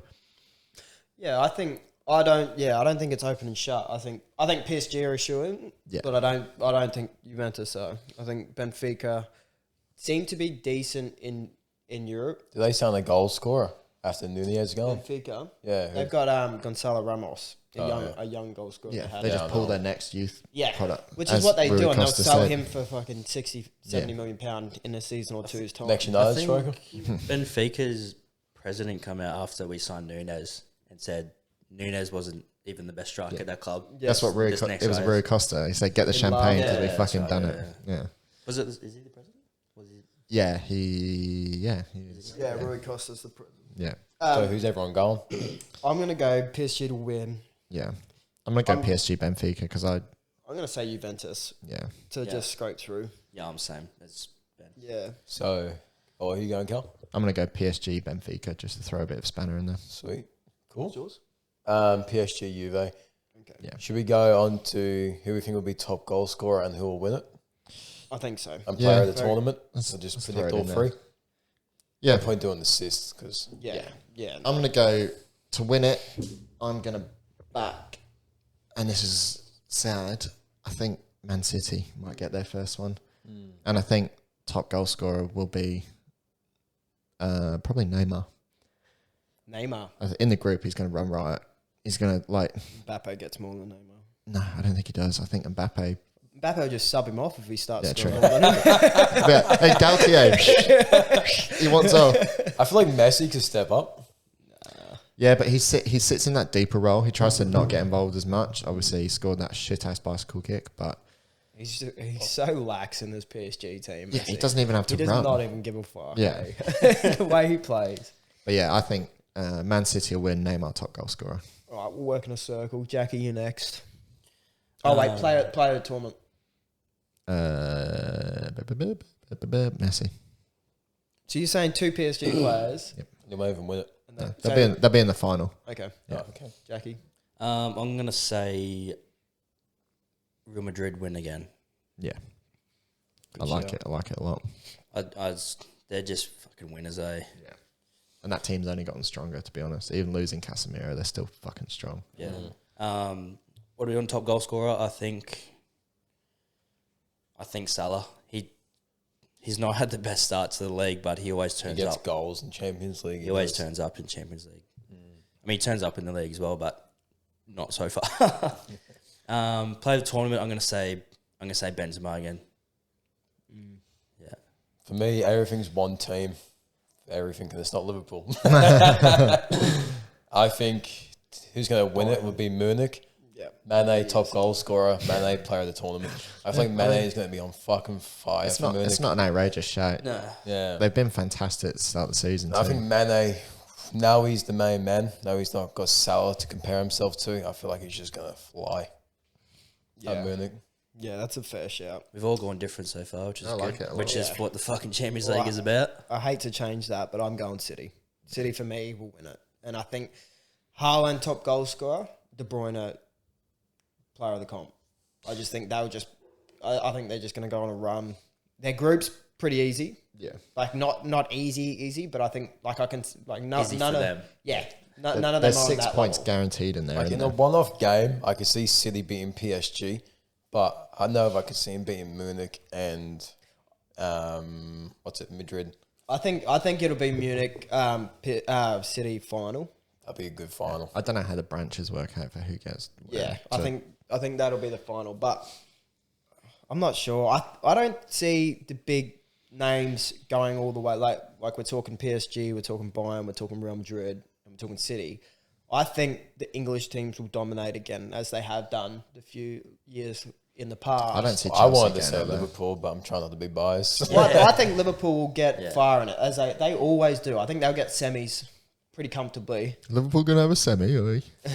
I've got a semi. What? Raging. Oh, looks like a semi. Yeah, but Carry on. I can't see Chelsea and Tottenham. Like I can see Liverpool and City pushing in there, but Chelsea and Tottenham, like the way they're playing it. I think one other team will get. I don't know. I think if we signed a midfielder, we could win it. As things stand, I reckon it's Munich. The thing about Champions League for, as you say, Chelsea, Tottenham, is it's a fresh league. It's a fresh tournament, so Yeah. if they're doing shit in the league, They can- they're like, fuck, this is Champions League now, let's do something. Yeah, and then they can drop players and move players around. So Yeah. I think the two teams I predicted to go far would be Liverpool and Madrid, just because of the experience each squad has over the last 5 years of pushing through. Yeah. I wanted to say Liverpool so bad as well. Same. I would say I like Munich. I wanted to say Man United, but obviously it's not an option. I would year, mate. I would say about the only reason I don't think Real Madrid will get to the final is because if I think they get to a final, they win. I think they just Yeah, when they're in finals, they just know how to get it done.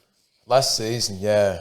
Some like the last round of 16 quarterfinals and semis, they brought them all back within like the last 15 minutes. Before that, they played shit every game. Yeah, they're just the team of winners, and they midfield now is so fucking strong. Like the fact they don't have to rely on Modric, like he can take that more lackadaisical because they've got players like Valverde and Tuchemi who are doing the big running around him. Camavinga, is that his name? Camavinga in there He's as well. so good. Only thing that I rate concerns him me about highly. City is their mentality around pushing through Champions League because they've bottled it for the last few seasons. Like I'm I not think it sure. comes down to Pep. Pep just has to fucking pull his head in and play his best team week in, week out. I think Haaland will be big for him. I think Haaland, In you know, one-off I don't- games, Haaland shines. I don't think Haaland was brought in for the league because I feel like they were getting 95 plus points in the league already. I think Haaland's a Champions League signing. He's an absolute monster in the Champions League, and he'll get it done in games where they can't really score against those big teams. They have that curse against them, by the way. Yeah, the African curse. It's true. Yaya Touré's African curse.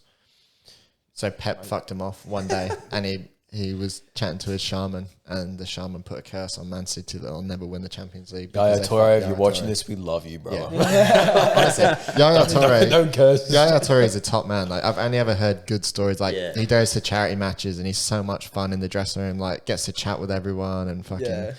What, Him and what a Colo. lad. Yeah, as well. top lads and both such impressive footballers too. Colo, Toure, yeah. Okay. They're both rats to me. So there we go then. Champions League predictions. Yeah, round Bold up. shouts based on absolutely nothing except the draw coming out. So Yeah. when they come true, we're going to look like absolute geniuses. We should breeze through these game On to match day our 5. Oh, we've already Fish. predicted them. So. Yeah. Yeah. Game week 5, predictioninos.